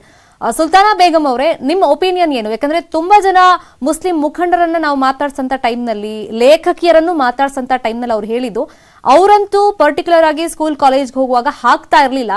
ಮತ್ತೆ ಅದು ಅವ್ರವ್ರ ಮನೆ ಪ್ರಾಕ್ಟೀಸ್ ವಿಷಯ. ತುಂಬಾ ಸ್ಟ್ರಿಕ್ಟ್ ಮಾಡಿದ್ರೆ ಅಫ್ಕೋರ್ಸ್ ಹಾಕ್ಬೇಕಾಗತ್ತೆ, ಮನೇಲಿ ಸ್ವಲ್ಪ ಫ್ರೀಡಮ್ ಕೊಟ್ಟಿದ್ರೆ ಅದನ್ನ ಹಾಕ್ಬೇಕು ಅಂತ ಕಂಪಲ್ಸರಿ ಇಲ್ಲ. ನೋಡಿ, ಇವತ್ತು ಇದು ಏನ್ ಹಿಜಾಬ್ದು ಇಶ್ಯೂ ಬಂದಿದೆಯೇ, ಇದು ಡ್ರೆಸ್, ಯೂನಿಫಾರ್ಮ್, ಸ್ಟೂಡೆಂಟ್ಸ್, ಸ್ಕೂಲ್ ಸಂಬಂಧಪಟ್ಟ according to me this is only a political stunt to divide the people. ಇದು ಏನ್ ನಡೀತಾ ಇದೆ ಇಲ್ಲಿವರೆಗೂ, ಫಸ್ಟ್ ವೇರಿಯಸ್ ಇಶ್ಯೂಸ್ ಸ್ಟಾರ್ಟ್ ಆಯ್ತು political. First Hindu Muslim hatred, ಆಮೇಲೆ ಮಸ್ಜಿದ್ ಮಂದಿರ್ದು, ಆಮೇಲೆ ಈಗ ಮಕ್ಕಳ ಒಳಗಡೆ ಹೋಗ್ಬಿಟ್ಟಿದೆ ಶಾಲೆ ಒಳಗಡೆ. ಅಂದ್ರೆ it is our Indian culture, Indian heritage, rich heritage ನಮ್ದು ಏನಿದೆ ಕಸ್ಟಮ್ಸ್ ಅಂಡ್ ಪ್ರಾಕ್ಟೀಸಸ್, ಅಲ್ಲಿವರೆಗೂ ಪೆನಿಟ್ರೇಟ್ ಆಗ್ತಾ ಇದೆ ಫ್ಯಾಸಿಸಮ್. ಅಂದ್ರೆ ಇದು ತಪ್ಪು. ಈಗ ನಮ್ಮ ಸಂಕೇತ ಅವರು ಸುಪ್ರೀಂ ಕೋರ್ಟ್ ಅಡ್ವೊಕೇಟ್ ತುಂಬಾ ಚೆನ್ನಾಗಿ ಎಕ್ಸ್ಪ್ಲೇನ್ ಮಾಡ್ತಾ ಇದ್ರು. ಟೋಟಲಿ ನಾನ್ ರಿಪೀಟ್ ಮಾಡಂಗಿಲ್ಲ, ಅದು ಆಲ್ರೆಡಿ ಅವ್ರು ಹೇಳಿದಾರೆ ಲೀಗಲ್ಲಿ. ಈಗ ಸೋಷಿಯಲ್ಲಿ ಮೊದಲು ಅಷ್ಟು ಕಾನ್ಶಿಯಸ್ ಇರ್ಲಿಲ್ಲ. ನಮ್ಮ ಮುಸ್ಲಿಂ ಸಮುದಾಯ ಇರ್ಲಿ, ರಿಲಿಜನ್ ಇರ್ಲಿ, ಆಲ್ ಆಫ್ ಎ ಸಡನ್ ಎಲ್ರು ಈಗ ರಿಲಿಜಿಯಸ್ ಆಗಿ ಅವೇಕ್ನಿಂಗ್ ಆಗಿದೆ. ಅವೇಕ್ನಿಂಗ್ ಆಗೋದ್ರಿಂದ ಯಾರು ಮನೆಯಲ್ಲಿ ಹುಡುಗಿಯರಿಗೆ ಫೋರ್ಸ್ ಮಾಡಲ್ಲ. Whether they force or not force, ಮಕ್ಕಳು ಸ್ವಂತವಾಗಿ ಹಾಕೊಂಡ್ ಬರ್ತಾರ ಬಿಡ್ತಾರ ಅದು ಬೇರೆ ಮಾತು. ಬಟ್ ದ ಪಾಯಿಂಟ್ ಇಸ್ ಯಾರಿಗೂ ಹಕ್ಕಿಲ್ಲ ಅದು ಹಾಕೊಂಡ್ ಬರಬಾರ್ದು ಅಂತ. ಆರ್ಮಿನಲ್ಲಿ, ಡಿಫೆನ್ಸ್ ನಲ್ಲಿ ಅಲ್ಲಿ ಸಿಕ್ಕ ಅವರು ಪಗಡಿ ಕಟ್ಕೊಂಡು ಹೋಗ್ತಾರೆ, ಇದು ಮಾಡಲ್ಲ ಅಂತ. ಸ್ಕೂಲ್ ಅಲ್ಲಿ ಹೋಗೋದು ಬೇಟಿ ಪಡಾವ್, ಬೇಟಿ ಬಚಾವ್, ಬೇಟಿ ಪಡಾವ್ ಅಂತ ನಮ್ ಪ್ರೈಮ್ ಮಿನಿಸ್ಟರ್ದು ಮೆಸೇಜ್ ಅಪ್ರಿಶಿಯೇಟ್ ಮಾಡ್ಬೇಕು. ಏನೋ ನೇಕಡ್, ಹಾಫ್ ಡ್ರೆಸ್ಸಿಂಗ್ ಹಂಗೆ ಬಂದ್ರೆ ನಿಮ್ಗೆಲ್ಲ ಟೆನ್ಷನ್ ಆಗ್ಬೇಕು. ಇದು ಡೀಸೆಂಟ್ ಡ್ರೆಸ್ಸಿಂಗ್ ಮಾಡ್ಕೊಂಡು ಬಂದರೆ ಯಾಕೆ ಟೆನ್ಷನ್? ಈಗ suddenly world over corona virus ಬಂತು, ಎಲ್ರು ಮಾಸ್ಕ್ ಹಾಕೊಂಡಿಲ್ವಾ? ದಟ್ ಈಸ್ ಎ ಮುಸ್ಲಿಂ ಇದು, ಅದು covering of the face. France ನಲ್ಲಿ ಎಷ್ಟೋ ಅಪೋಸ್ ಮಾಡಿದ್ರು ಅದು ನೋಸ್ಗೆ ಕವರ್ ಮಾಡಬಾರ್ದು ಅಂತ. ಎಂತ ಸಿಚುವೇಶನ್ ಬಂತು ನೋಡಿ, ಎಲ್ರು even including that French prime minister he had to wear the mask. ನಾಳೆ ಗಾಡ್ ಫಾರ್ಬಿಡ್ ಯಾರಿಗೂ ಅಂತದ್ದು ಸಿಚುವೇಶನ್ ಬರಬಾರ್ದು, ಬ್ರೈನ್ ನಲ್ಲಿ ವೈರಸ್ ಬಂದ್ಬಿಟ್ಟು ಬ್ರೈನ್ ಕವರ್ ಮಾಡ್ಕೊಂಡು ನೀವೆಲ್ಲ ಹೋಗ್ಬೇಕಾದ್ರೆ ಏನ್ ಮಾಡ್ತೀರಾ? Please do not interfere in a decent dressing of A girls. Appreciate ಮಾಡ್ರಿ. ಇವತ್ತು ನಾವು ಮಕ್ಳಿಗೆ ಸ್ಕೂಲ್ಗೆ ಕಲ್ಸಿದ್ರೆ ವಿ ಶುಡ್ ಬಿ ಸ್ಕೇರ್ಡ್. ನಮ್ ಮಕ್ಕಳು ನಮ್ಮ ಇಂಡಿಯನ್ ಪದ್ಧತಿ, culture, system, heritage should not be westernised. ಆಮೇಲೆ ಶಾರ್ಟ್ಸ್ ಹಾಕೊಂಡು ಬಿಕಿನೀಸ್ ಹಾಕೊಂಡು ಬಂದ್ರೆ ಅದು ಅಪ್ರಿಶಿಯೇಟ್ ಮಾಡ್ತೀರಾ ಸ್ಕೂಲ್ ನಲ್ಲಿ? ಯಾರೋ ಹೇಳಿದ್ರು ಅವ್ರ ಹಿಜಾಬ್ ಹಾಕಿದ್ರೆ ನಾವು ಸ್ಯಾಫ್ರನ್ ಹಾಕೊಂಡು ಸ್ಕಾರ್ಫ್ ಹಾಕೊಂಡ್ ಬರ್ತೀವಿ. ಏನ್ ಬೇಕಾದ್ರೂ ಹಾಕೊಂಡು ಹೋಗಿ. How does it matter? ಇದ್ರ ಬಗ್ಗೆ ಕೇಳ್ತೀನಿ ಸಂಕೇತ ಏನಂತ ಸುಲ್ತಾನ ಬೇಗಂ ಅವರೇ, ಹಂಗೆ ಸಂಪರ್ಕದಲ್ಲಿ ಒಂದು ಕ್ಲಾರಿಫಿಕೇಶನ್ ಅಂತ ಅನ್ನಲ್ಲ. ಸಂವಿಧಾನದ 25ನೇ ವಿಧಿ ಪ್ರಕಾರ ನೀವು ಎಕ್ಸ್ಪ್ಲೈನ್ ಮಾಡಿದ್ರಿ ಸಂಕೇತ ಏನಗಿ ಅವರೇ. ಅದ್ರಲ್ಲಿ ಮತ್ತೊಂದು ವಿಷಯ ಇದೆ, ಕ್ಲಾರಿಫಿಕೇಶನ್ಗೋಸ್ಕರ ಕೇಳ್ತಾ ಇದ್ದೀನಿ. ಅದರಲ್ಲಿ ಭಾರತೀಯರು ತೊಡುವ ಮತ್ತು ತೊಡಬೇಕಾದ ದಿರಿಸಿನ ಬಗ್ಗೆ ಯಾವುದೇ ಸ್ಪಷ್ಟವಾಗಿ ಉಲ್ಲೇಖ ಮಾಡಿಲ್ಲ. ಒಂದು ವೇಳೆ ಅದೇನಾದ್ರೂ ಸೋಷಿಯಲ್ ಆಗಿ ಡಿಸ್ಟರ್ಬ್ ಮಾಡಿದ್ರೆ ಸಕಾರಣ ಇದ್ದಲ್ಲಿ 2A ವಿಧಿಯ 25ನೇ ವಿಧಿಯ 2A ಹಾಗೇನೆ 2B ನಿಬಂಧನೆ ಪ್ರಕಾರ ಸರ್ಕಾರಕ್ಕೆ ಸಕಾರಣ ಇದ್ದಲ್ಲಿ ನಿರ್ಬಂಧಿಸುವಂತ ಹಕ್ಕಿದೆ ಅಂತ ಇದೆಯಂತೆ. ಹೌದಾ ಸರ್? ನೋಡಿ, ಯಾವುದೇ ಧರ್ಮವನ್ನ ಪಾಲನೆ ಮಾಡ್ಬೇಕಾದ್ರೆ ಧಾರ್ಮಿಕ ವಿಧಿ ವಿಧಾನಗಳ ಅನುಸಾರವಾಗಿ ಪಾಲನೆ ಮಾಡಬೇಕಾಗ್ತದೆ. ಅವರು ಸರ್ಕಾರದ ಅನುಸಾರವಾಗಿ ಧರ್ಮವನ್ನು ಪಾಲನೆ ಮಾಡ್ಬೇಕಂತ ಎಲ್ಲೂ ಹೇಳಿಲ್ಲ. ಅವರ ಧರ್ಮದ ಅನುಗುಣವಾಗಿ ಅದು ಪಾಲನೆ ಮಾಡಬೇಕಾಗ್ತದೆ. ಇದು ಮೊದಲನೇ ವಿಚಾರ. ಯಾವ ಧರ್ಮದಲ್ಲಿ ಇದನ್ನ ಕಟ್ಟುನಿಟ್ಟಾಗಿ ಪಾಲಿಸಬೇಕು ಅಂತ ಏನಿರ್ತದೆ, ಆ ಧರ್ಮದಲ್ಲೂ ಕೆಲವು ಜನ ಅದನ್ನ ಪಾಲನೆ ಮಾಡಬಹುದು, ಪಾಲನೆ ಮಾಡದೇ ಇರಬಹುದು. ಅದು ಅವ್ರ ವೈಯಕ್ತಿಕ ವಿಚಾರ. ಈಗ ಎಷ್ಟೋ ಜನ ಸಿಖ್ರದ್ದು ನಾನು ಉದಾಹರಣೆ ಇನ್ನೊಮ್ಮೆ ಕೊಡ್ತೇನೆ. ಸಿಖ್ರಿದ್ರು ಕೂಡ ತಲೆ ಮೇಲೆ ಅವ್ರಿಗೆ ಟರ್ಬನ್ ಅಂದ್ರೆ ಪಗಡಿ ಇರ್ತದೆ. ಕೆಲವು ಜನರನ್ನ ಹಾಕೊಳ್ತಾರೆ, ಕೆಲವು ಜನ ಪಗಡಿಯನ್ನು ಹಾಕೊಳ್ಳೋದಿಲ್ಲ. ಅವ್ರಿಗೆ ವೈಯಕ್ತಿಕವಾದ ಹಕ್ಕದು. ಅದನ್ನ ಯಾಕೆ ಪಗಡಿ ಹಾಕಿದ್ದಾರೆ ಅಂತ ಕೇಳೋ ಹಕ್ಕಿಲ್ಲ, ಯಾಕೆ ಪಗಡಿ ಹಾಕಿಲ್ಲ ಅಂತ ಕೇಳೋ ಹಕ್ಕಿಲ್ಲ. ಅದೇ ರೀತಿ ಮುಸ್ಲಿಂ ಸಮುದಾಯದಲ್ಲೂ ಕೂಡ ಎಷ್ಟೋ ಜನ ಹಿಜಾಬನ್ನ ಧರಿಸಬಹುದು, ಹಿಜಾಬನ್ನ ಧರಿಸದೇ ಇರಬಹುದು. ಅದು ಅವರ ವೈಯಕ್ತಿಕವಾದ ಹಕ್ಕು, ಅವರ ಸ್ವಾತಂತ್ರ್ಯದ ಹಕ್ಕದು. ಅದನ್ನ ಅವರ ಮನೆತನಕ್ಕೆ ಅನುಗುಣವಾಗಿ, ಅವರ ಮನೆತನದ ಕಲ್ಚರ್ಗೆ ಅನುಗುಣವಾಗಿ ಹಾಗೂ ಅವರ ಧರ್ಮ ಪಾಲನೆಯ ರೀತಿಗೆ ಅನುಗುಣವಾಗಿ ಅವರು ಹಿಜಾಬ್ ಹಾಕಬಹುದು, ಹಾಕದೇ ಇರಬಹುದು. ಕೆಲವು ಜನ ಹಿಜಾಬ್ ಹಾಕ್ತಾರೆ ಅಂತ ಒಂದ್ ವಿಚಾರ ಹೇಳ್ಬಿಡ್ತೇನೆ ನಾನು. ಒಬ್ರು ಹಿಜಾಬ್ ಹಾಕ್ತಾರೆ ಅಂದ ಮಾತ್ರಕ್ಕೆ ಇನ್ನೊಬ್ರು ಹಾಕಬೇಕು ಅಂತಿಲ್ಲ, ಇನ್ನೊಬ್ರು ಹಾಕೋದಿಲ್ಲ ಅನ್ನೋದಕ್ಕಾಗಿ ಇನ್ನೊಬ್ರು ಹಾಕಬಾರದು ಅನ್ನೋದು ಇಲ್ಲ. ಹಾಗಾಗಿ ಅದು ವೈಯಕ್ತಿಕವಾದ ಹಕ್ಕು. ಅದು ವೈಯಕ್ತಿಕವಾಗಿ ಅದನ್ನ ಆಚರಣೆ ಮಾಡೋದಕ್ಕೆ ಬಿಡಬೇಕು. ಅದರಲ್ಲಿ ಸರ್ಕಾರದ ಇಂಟರ್ವೆನ್ಷನ್ ಸಲ್ಲದು, ಯಾವುದೇ ಪಕ್ಷದ ಇಂಟರ್ವೆನ್ಷನ್ ಸಲ್ಲದು. ಧಾರ್ಮಿಕವಾದ ಈಗ ಇನ್ನೊಂದು ಉದಾಹರಣೆ ಹೇಳ್ತೇನೆ ತಮಗೆ. ಎಷ್ಟೋ ಜನ ಈ ಸ್ಕೂಲ್ಗಳಲ್ಲಿ, ಗೌರ್ಮೆಂಟ್ ಸ್ಕೂಲ್ ಆಗಿರ್ಬೋದು ಅಥವಾ ಪ್ರೈವೇಟ್ ಸ್ಕೂಲ್ ಆಗಿರ್ಬೋದು, ಅಲ್ಲಿ ಸರಸ್ವತಿ ಪೂಜೆ ಅಂತ ಮಾಡ್ತಾರೆ. ಯಾವ ಧರ್ಮಕ್ಕಾಗಿ ಅನುಸಾರ ಮಾಡ್ತಾರೆ ಅವರು? ಹಿಂದೂ ಪೂಜೆ ಯಾಕೆ ಮಾಡ್ತಾರೆ ಅಂತ ಯಾವ ಕೇಳೋ ಹಕ್ಕಿಲ್ಲ. ಅವ್ರು ಎಲ್ಲರೂ ಕೂಡಿ ಮಾಡ್ತಾ ಇರುವಂತದ್ದು. ವೈವಿಧ್ಯತೆಯಲ್ಲಿ ಏಕತೆಯೇ ನಮ್ಮ ಸಂಸ್ಕೃತಿಯ ವಿಶೇಷ, ನಮ್ಮ ದೇಶದ ವಿಶೇಷ. ಅದನ್ನ ನಾವು ಗಮನದಲ್ಲಿ ಇಟ್ಕೊಂಡು ನಾವು ಎಲ್ಲರಿಗೂ ಮರ್ಯಾದೆ ಕೊಡ್ಬೇಕಾಗ್ತದೆ. ನಮ್ಮ ಸಂಸ್ಕೃತಿಯ ವಿಶೇಷ ಏನಂತಂದ್ರೆ ಎಲ್ಲಾ ಧರ್ಮದವರಿಗೂ ನಾವು ಪೋಷಣೆ ಮಾಡ್ಬೇಕು, ಪಾಲನೆ ಮಾಡ್ಬೇಕು, ಗೌರವ ಕೊಡಬೇಕು.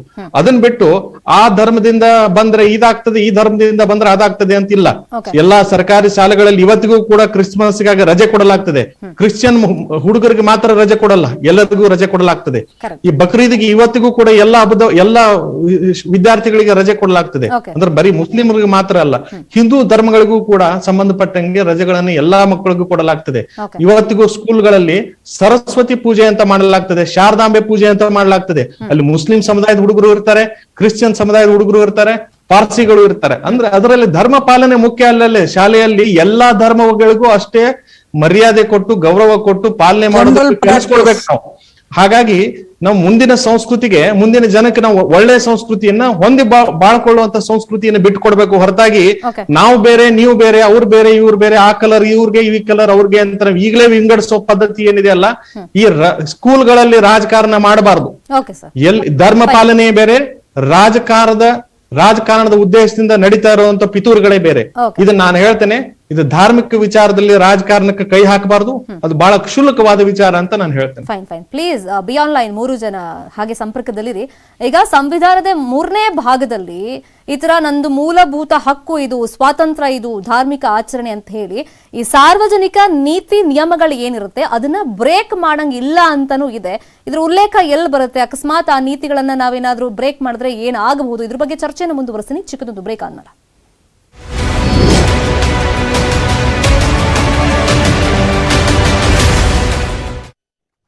Welcome back. ಧರ್ಮ ಸಂಕಟದ ಬಗ್ಗೆ ಹಿಜಾಬ್ ವಿಚಾರವಾಗಿ ನಾವು ಚರ್ಚೆನ ಮಾಡ್ತಾ ಇದ್ವಿ. ಇನ್ನು ಯಶ್ಪಾಲ್ ಸುವರ್ಣ ಅವರೇ, ಈಗ ಊಹಾಪೋಹನೋ ಅಥವಾ ಆ ವಿಷಯವನ್ನ ಬೆಳೆಸ್ತಾ ಹೋಗ್ತಾ ಇದಾರೋ ಗೊತ್ತಾಗ್ತಾ ಇಲ್ಲ. ಇಲ್ಲಿ ಯಾವ ಸಂಘಟನೆ ಕೈವಾಡ ಇದೆ ಅಥವಾ ಯಾರು ಇದನ್ನ ಅಸ್ತ್ರವಾಗಿ ಬಳಸ್ಕೊಳ್ತಾ ಇದ್ದಾರೆ ಅನ್ನೋದೇ ದೊಡ್ಡ ಪ್ರಶ್ನೆಯಾಗಿರೋದು. ಯಶ್ಪಾಲ್ ಅವ್ರ ಹತ್ರ ಮಾತಾಡ್ತೀನಿ. ಅದಕ್ಕೂ ಮುಂಚೆ ಸಂಕೇತ ಏನಗಿ ಅವರೇ, ನಾನು ಕೇಳ್ತಾ ಇದ್ದೆ, ಸಂವಿಧಾನದ 3ನೇ ಭಾಗದಲ್ಲಿ ಪರ್ಟಿಕ್ಯುಲರ್ ಆಗಿ ಇದ್ರ ಬಗ್ಗೆ ಉಲ್ಲೇಖ ಮಾಡಿದ್ದಾರೆ. ನನ್ನ ಮೂಲಭೂತ ಹಕ್ಕು ಅಥವಾ ನನ್ನ ಧರ್ಮದ ಹಕ್ಕಿದು ಸ್ವಾತಂತ್ರ್ಯ ಅಂತ ಹೇಳ್ಬಿಟ್ಟು ಸಮಾಜದಲ್ಲಿ ಒಂಥರ ಈ ಅಶಾಂತಿ ವಾತಾವರಣ ಎಲ್ಲ ಸೃಷ್ಟಿ ಮಾಡಿದ್ರೆ ಸೊ ಅದೊಂದು ಶಿಕ್ಷಾರ್ಹ ಅಪರಾಧ ತರ ಅಂತ, ಹೌದಾ ಸರ್? ನೋಡಿ, ಯಾವುದೇ ಧರ್ಮ ಪಾಲನೆಯಿಂದ ಇನ್ನೊಬ್ಬರಿಗೆ ತೊಂದರೆ ಆಗ್ತಾ ಇತ್ತು ಅಂತಂದ್ರೆ ಅದು ಅವಾಗ ವಿಚಾರಗಳು ಬೇರೆ. ಈಗ ಒಂದು ಉದಾಹರಣೆ ಸಮೇತ ತಮಗೆ ಹೇಳ್ತೇನೆ. ಇವತ್ತಿಗೂ ಕೂಡ ಎಷ್ಟೋ ಜನ ಲಿಂಗಾಯತ್ ಹುಡುಗರು ವಿಭೂತಿಯನ್ನ ಧರಿಸ್ಕೊಂಡು ಬರ್ತಾರೆ. ಎಷ್ಟೋ ಜನ ಹಿಂದೂಗಳು ಇವತ್ತಿಗೂ ಕೂಡ ಹುಡುಗರು ಹುಡುಗಿಯರು ಕುಂಕುಮವನ್ನ ಪೂಜೆ ಮಾಡ್ಕೊಂಡು ಅಥವಾ ಪೂಜೆ ಅದನ್ನ ಧರಿಸ್ಕೊಂಡು ಕುಂಕುಮನ್ನ ಹಚ್ಕೊಂಡು ಬರ್ತಾರೆ. ಅಂದ ಮಾತ್ರಕ್ಕೆ ಅವರು ಅವು ಯಾರು ಬೇರೆಯವ್ರಿಗೆ ತೊಂದರೆ ಕೊಡ್ತಾ ಇದ್ದಾರೆ ಅಂತ ಹೇಳ್ಬಿಟ್ಟು ಅದನ್ನ ನಿರ್ಬಂಧ ಹೇರೋದಕ್ಕೆ ಬರೋದಿಲ್ಲ. ಅದೇ ರೀತಿ ಈ ಸಿಖ್ ಹುಡುಗರಿಗೆ ನಾನು ಉದಾಹರಣೆ ಕೊಟ್ಟು ಹೇಳಿದೆ. ಅವರು ಸಿಖ್ ಹುಡುಗರು ಪಗಡಿಯನ್ನ ಹಾಕೊಂಡ್ ಬರ್ತಾರೆ. ಮತ್ತೆ ಮಲಯಾಳಂ ಅಥವಾ ಸೌತ್ ಇಂಡಿಯನ್ ಹುಡುಗರು ಏನ್ ಮಾಡ್ತಾರೆ, ಒಂದು ನಾಮ ಹಾಕೊಂಡ್ ಬರ್ತಾರೆ. ಈ ಬ್ರಾಹ್ಮಣ ಮಾಧ್ವ ಹುಡುಗರು ಏನ್ ಮಾಡ್ತಾರೆ ಅಂದ್ರೆ ಅದು ಒಂದು ನಾಮ ಹಾಕೊಂಡ್ ಬರ್ತಾರೆ. ಅವರ ನಾಮ ಧರಿಸೋದ್ರಿಂದ ಯೂನಿಫಾರ್ಮ್ಗೆ ಅವಹೇಳನ ಮಾಡಿದಂಗೆ ಅಥವಾ ಯೂನಿಫಾರ್ಮ್ ಪಾಲಿಸಿಲ್ಲ ಅಂತ, ಡ್ರೆಸ್ ಕೋಡ್ ಅನ್ನ ಪಾಲಿಸಿಲ್ಲ ಅಂತ ಹೇಳೋದಕ್ಕಾಗೋದಿಲ್ಲ. ಆದ್ರೆ ಅವರ ಧರ್ಮವ ಪಾಲನೆ ಜೊತೆಗೆ ಅವ್ರ ಶೈಕ್ಷಣಿಕ ಸಂಸ್ಥೆಯ ಒಂದು ಕರ್ತವ್ಯ ಏನಿರ್ತದೆ ಅದನ್ನು ಅವ್ರು ಪಾಲಿಸ್ತಾರೆ. ಅದೊಂದು ನಿರ್ಬಂಧ ಏನ್ ಇರ್ತದೆ ಆ ನಿರ್ಬಂಧವನ್ನು ಪಾಲಿಸ್ತಾರೆ. ಆ ಡ್ರೆಸ್ ಕೋಡ್ ಅಂತ ಏನ್ ಇರ್ತದೆ ಅದನ್ನ ನಿಯಮವನ್ನ ಪಾಲಿಸ್ತಾರೆ. ಜೊತೆಗೆ ತಮ್ಮ right to profess any or practice any religion ಅಂತ ಏನಿರ್ತದೆ ಅದನ್ನು ಕೂಡ ಹಾರ್ಮೋನಿಯಸ್ ಆಗಿ ಪಾಲಿಸ್ತಾರೆ. ಅಂದ್ರೆ ಅದನ್ನು ಪಾಲಿಸ್ತಾರೆ, ಇದನ್ನು ಪಾಲಿಸ್ತಾರೆ. ಎರಡೂದಕ್ಕೂ ಕೂಡ ಯಾವುದೇ ದ್ವಂದ್ವ ಇಲ್ಲದೆ, ಗೊಂದಲವಿಲ್ಲದೆ ಅದನ್ನ ಪಾಲಿಸ್ತಾರೆ. ಈಗ ಬಂದಿರೋ ವಿಚಾರ, ಯಾವ ಕಾರಣಕ್ಕೆ ಇದು ಗೊಂದಲ ಸೃಷ್ಟಿಯಾಗಿದೆ, ಯಾರಿಗೇನಾದ್ರೂ ತೊಂದರೆ, ಹಿಜಾಬ್ ಅನ್ನೋ ವಿಚಾರ ಯಾರಿಗಾದ್ರೂ ತೊಂದರೆ ಕೊಡ್ತಾ ಇದೆಯಾ, ಬೇರೊಬ್ಬ ಹುಡುಗರಿಗೆ ಏನಾದ್ರೂ ತೊಂದರೆ ಕೊಡ್ತಾ ಇದೆಯಾ, ಸ್ಕೂಲ್ ಟೀಚರ್ಗೆ ಏನಾದ್ರೂ ತೊಂದರೆ ಕೊಡ್ತಾ ಇದೆಯಾ, ಬೇರೊಬ್ಬರ ಶಿಕ್ಷಣದ ಕ್ರಿಯೇಟ್ ಆದ್ಮೇಲೆ ಸುಮಾರು ಒಂದು 600 ಸ್ಟೂಡೆಂಟ್ಸ್ ರಿಕ್ವೆಸ್ಟ್ ಮಾಡ್ಕೊಳ್ತಿರೋದು, ಮತ್ತೆ ಜಿಲ್ಲಾಧಿಕಾರಿಗೂ ಕೂಡ ಒಂದು ಮನವಿ ಕೊಟ್ಟಿರೋದು. ಈಗ ಯಾರೋ ಒಂದು 5-6 ಜನ ನಮ್ಗೆ ಹಿಜಾಬ್ ಧರಿಸೋಕೆ ಅವಕಾಶ ಕೊಡಿ ಅಂತ ಕೇಳಿದ್ರಿಂದ ನಮ್ಗೆ ಶೈಕ್ಷಣಿಕ ವಾತಾವರಣ ಹಾಳಾಗ್ಬಿಟ್ಟಿದೆ. ಪ್ರತಿನಿತ್ಯ ಮಾಧ್ಯಮದವ್ರು ಬರ್ತಾರೆ, ಪೊಲೀಸ್ ಅವ್ರು ಬರ್ತಾರೆ, ಸರಿಯಾಗಿ ಪಾಠ ಆಗ್ತಿಲ್ಲ, ನಮ್ಗೆ ಓದ್ಕೊಳಕ್ ಆಗ್ತಿಲ್ಲ, ಆ ವಾತಾವರಣ ಸರಿಯಾಗಿಲ್ಲ. ಈಗ ನೋಡಿ, ಒಂದ್ ವಿಚಾರ ಹೇಳ್ಬಿಡ್ತೇನೆ. ಅವ್ರು ಹಿಜಾಬ್ ಧರಿಸಿದ್ದಾರೆ ಅಂತ ಹೇಳ್ಬಿಟ್ಟು ಅಥವಾ ಒಬ್ರು ಕುಂಕುಮ ಹಚ್ಚಿದ್ದಾರೆ ಅಂತ ಹೇಳ್ಬಿಟ್ಟು ಒಬ್ರು ವಿಭೂತಿ ಹಚ್ಕೊಂಡಿದ್ದಾರೆ ಅಂದ ಮಾತ್ರಕ್ಕೆ ಅವರ ಶೈಕ್ಷಣಿಕ ಹಕ್ಕನ್ನ ಮೊಟಕುಗೊಳಿಸಿ ಅವ್ರನ್ನ ಕಂಪೌಂಡ್ ಆಚೆಗೆ ನಿಲ್ಸಕ್ ಬರೋದಿಲ್ಲ. ಅವ್ರ ಶಿಕ್ಷಣದ ಹಕ್ಕನೇ ಬೇರೆ, ಅವರ ಈ ಧರ್ಮ ಪಾಲನೆ ಹಕ್ಕನೇ ಬೇರೆ. ಅವ್ರ ಯೂನಿಫಾರ್ಮ್ ದಲ್ಲಿ ಏನಾದ್ರೂ ಕೊಟ್ಟಿರುವಂತ ಯೂನಿಫಾರ್ಮ್ ದಲ್ಲಿ ಅವ್ರು ಹಾಕದೇ ಇದ್ರೆ ಅವ್ರ ಸ್ಕೂಲಿಗೆ ಎಂಟ್ರಿ ಕೊಡಬೇಡಿ, ಅದು ತಪ್ಪು ಅಂತ ಹೇಳಿ, ಅದು ಕಾನೂನಾತ್ಮಕವಾಗಿ ಅದು ಸರಿಯಾದ ನಡೆಯಲ್ಲ ಅಂತ ಹೇಳ್ಬಿಟ್ಟು ಮಕ್ಕಳಿಗೆ ಹೇಳಿ, ಮಕ್ಕಳ ಪೋಷಕರಿಗೆ ಹೇಳಿ ಅದರಲ್ಲಿ ಕ್ರಮ ಕೈಗೊಳ್ಳಬೇಕು. ಅರ್ಜಿ ವಿಚಾರಣೆ ಇದೆ. ಈ ಹಿಂದೆ ಈಗ ಬಾಂಬೆ ಹೈಕೋರ್ಟ್ ಅಲ್ಲಿ, ಮದ್ರಾಸ್ ಹೈಕೋರ್ಟ್ ನಲ್ಲಿ ಇದೇ ತರ ಇಶ್ಯೂಗಳು ಕ್ರಿಯೇಟ್ ಆದಾಗ ಈಗ ಶಾಲಾ ಆಡಳಿತ ಮಂಡಳಿ ಅಥವಾ ಕಾಲೇಜ್ ಆಡಳಿತ ಮಂಡಳಿ ಏನ್ ಹೇಳುತ್ತೆ ಅದನ್ನ ಕೇಳಬೇಕು ಅಂತಾನೆ ಕೋರ್ಟ್ಗಳು ಒಂದು ಆರ್ಡರ್ ಅನ್ನ ಡಿಕ್ಲೇರ್ ಮಾಡಿದ್ರಿಂದ ಇಲ್ಲೇನಾಗುತ್ತೆ ಅಂತ ಸಹಜವಾಗಿ ಒಂದು ಕುತೂಹಲ ಇದೆ. ಪಾಸಿಬಿಲಿಟೀಸ್ ಬಗ್ಗೆ ಮಾತಾಡೋದಾದ್ರೆ, ನಾಳೆದು ಪ್ರೈವೇಟ್ ಕಾಲೇಜಸ್ ಸ್ಕೂಲ್ಸ್ ನಲ್ಲಿ ಮಾಡಿದ್ರೆ ದೇ ಹ್ಯಾವ್ ಎ ರೈಟ್ ಮಾಡಬಹುದು. ಒಂದು private colleges run by A particular community. But ಒಂದು ಗವರ್ಮೆಂಟ್ ಸರ್ಕಾರ ಕಾಲೇಜಿನಲ್ಲಿ ವೆನ್ ನಮ್ಮ constitution is a secular society ಮಾಡಕ್ ಬರಲ್ಲ. ನಾಳೆ ಸ್ಪೆಷಲಿ ನೀವು ಏನಾದ್ರು ಹಿಂದೂಗಳದ್ದು ಒಂದು ಸ್ಪೆಷಲ್ VHS ಅವರು ಮಾಡಿ ಏನಾದ್ರು ಮಾಡಿದ್ರೆ ಅಲ್ಲಿ ಹೇಳಿ ಒನ್ಲಿ ಬ್ರಾಹ್ಮಣ್ಸ್ ಬರ್ಲಿ, ಅಲ್ಲಿ ಒನ್ಲಿ ಹಿಂದೂಸ್ ಬರ್ಲಿ, no admission for other community ಅಂತ ಹೇಳ್ಬಿಡಿ, ಈ ಪ್ರಾಬ್ಲಮ್ ಆಗಲ್ಲ. But in a government college ಇವತ್ವರೆಗೂ ಯಾರಿಗೂ ಅಷ್ಟು ಧೈರ್ಯ ಬರಲ್ಲ, ನೀವು ಬರ್ಬಾರ್ದು ನಾವು ಬರ್ಬಾರ್ದು. It is open for the every citizen of the country. ದಯವಿಟ್ಟು ಅದು ತಿಳ್ಸ್ಕೊಳ್ಳಿ. ಕಾಲೇಜ್ ಶಿಕ್ಷಕರು, ಪ್ರಿನ್ಸಿಪಾಲ್ಸ್, ಟೀಚರ್ಸ್ ಎಲ್ಲ ಒಳ್ಳೆಯವರು. ಇವ್ರಿಗೆ ಯಾರು ಡಿಸೀಸ್ಡ್ ವೈರಸ್ ಅವ್ರ ತಲೆಗೆ ಹಾಕ್ಬಿಟ್ಟಿದ್ದಾರೆ. This is how they are simply creating a misunderstanding. Neither Hindus nor Muslims, ನಮ್ಮಲ್ಲಿ ಯಾರಿಗೂ ಏನು ಡಿಫ್ರೆನ್ಸಸ್ ಇಲ್ಲ, ನೈದರ್ ರಿಲಿಜಿಯಸ್ಲಿ ನಾರ್ ಬಟ್ಟೆ ಹಾಕೊಂಡು ಹೋಗೋದ್ನಲ್ಲಿ. ಅಪ್ರಿಶಿಯೇಟ್ ಮಾಡ್ರಿ, ಅಪ್ರಿಶಿಯೇಟ್ ಮಾಡಿ. Muslim girls are coming respectfully. ಅವ್ರು ಏನು ಇನ್ಅಪ್ರೋಪ್ರಿಯೇಟ್ ಡ್ರೆಸ್ಸಿಂಗ್, ಇಂಡಿಸೆಂಟ್ ಡ್ರೆಸ್ಸಿಂಗ್ ಏನು ಮಾಡಿಲ್ಲ. ಆಮೇಲೆ ಯಾರೋ ಪ್ರವೋಕ್ ಮಾಡ್ತಾ ಇದ್ದಾರೆ, ಅಸ್ತ್ರವಾಗಿ ಪೊಲಿಟಿಕಲಿ ಪ್ರೊವೊಕೇಶನ್. ಇಟ್ ಇಸ್ ಹಾಗೆ ಸಂಪರ್ಕದಲ್ಲಿರಿ ಮೇಡಮ್, ಮತ್ತೊಬ್ರು ಗೆಸ್ಟ್ ಇದ್ದಾರೆ, ಯಶ್ಪಾಲ್ ಸುವರ್ಣ ಅವರು. ಸರ್, ನಾನು ಕೇಳ್ತಾ ಇದ್ದೆ, ಈಗ ಧಾರ್ಮಿಕ ಆಚರಣೆ ಬಗ್ಗೆನೇ ದೊಡ್ಡ ಕ್ವೆಶ್ಚನ್ ಮಾರ್ಕ್ ಇರೋದು. ಈಗ ಅದನ್ನೆಲ್ಲ ಮನೇಲಿ ಮಾಡ್ಕೋಬೇಕಾ ಅಥವಾ ಈ ಶೈಕ್ಷಣಿಕವಾಗಿ ಬಂದಾಗ ಇಂತಹ ಶಾಲೆ ಕಾಲೇಜ್ ಪರಿಸರದಲ್ಲಿ ಮಾಡ್ಕೊಳ್ಬೇಕಾ ಅಂತ ಈಗ ಇಶ್ಯೂ ಕ್ರಿಯೇಟ್ ಆಯ್ತು, ಸ್ಟಾರ್ಟ್ ಆಯ್ತು. ಅದು ಹೆಂಗ್ ಬಿಲ್ಡ್ ಆಗಿದೆ ಅಂದ್ರೆ ಇಡೀ ರಾಜ್ಯಾದ್ಯಂತ ಇವತ್ತೊಂದು ಹೊಸ ಆರೋಪ ನಿಮ್ ಕಾಲೇಜ್ ಮೇಲೆ ಕೇಳಿ ಬರ್ತಾ ಇರೋದು. ಉಡುಪಿಲಿ ಇವರು ನಮಾಜ್ಗೂ ಕೂಡ ಅವಕಾಶ ಮಾಡಿಕೊಡ್ತಾ ಇದ್ರು ಪ್ರತಿ ಶುಕ್ರವಾರ. ಈಗ ಏಕಾಏಕಿ ಈ ತರದೊಂದು ನಿರ್ಧಾರ ಮಾಡಿದ್ದಾರೆ ಅಂದ್ರೆ ಇವ್ರ ಮೇಲೂ ಒಂದು ರಾಜಕೀಯ ಒತ್ತಡ ಇದೆ.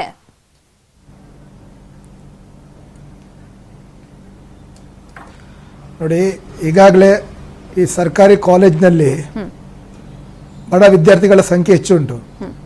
ನಮ್ಮ ಎಲ್ಲರ ಒಂದು ಉದ್ದೇಶ ಏನಂದ್ರೆ ಕಾಲೇಜನ್ನು ಉಳಿಸಿ ಬೆಳೆಸಿ ಒಳ್ಳೆ ರೀತಿಯ ಶಿಕ್ಷಣ ನೀಡಬೇಕಂತ. ಕಾಲೇಜು ಯಾವುದೇ ಒಂದು ಧಾರ್ಮಿಕ ಆಚರಣೆ ಕೇಂದ್ರ ಅಲ್ಲ, ಅದು ಶಿಕ್ಷಣ ಸಂಸ್ಥೆ.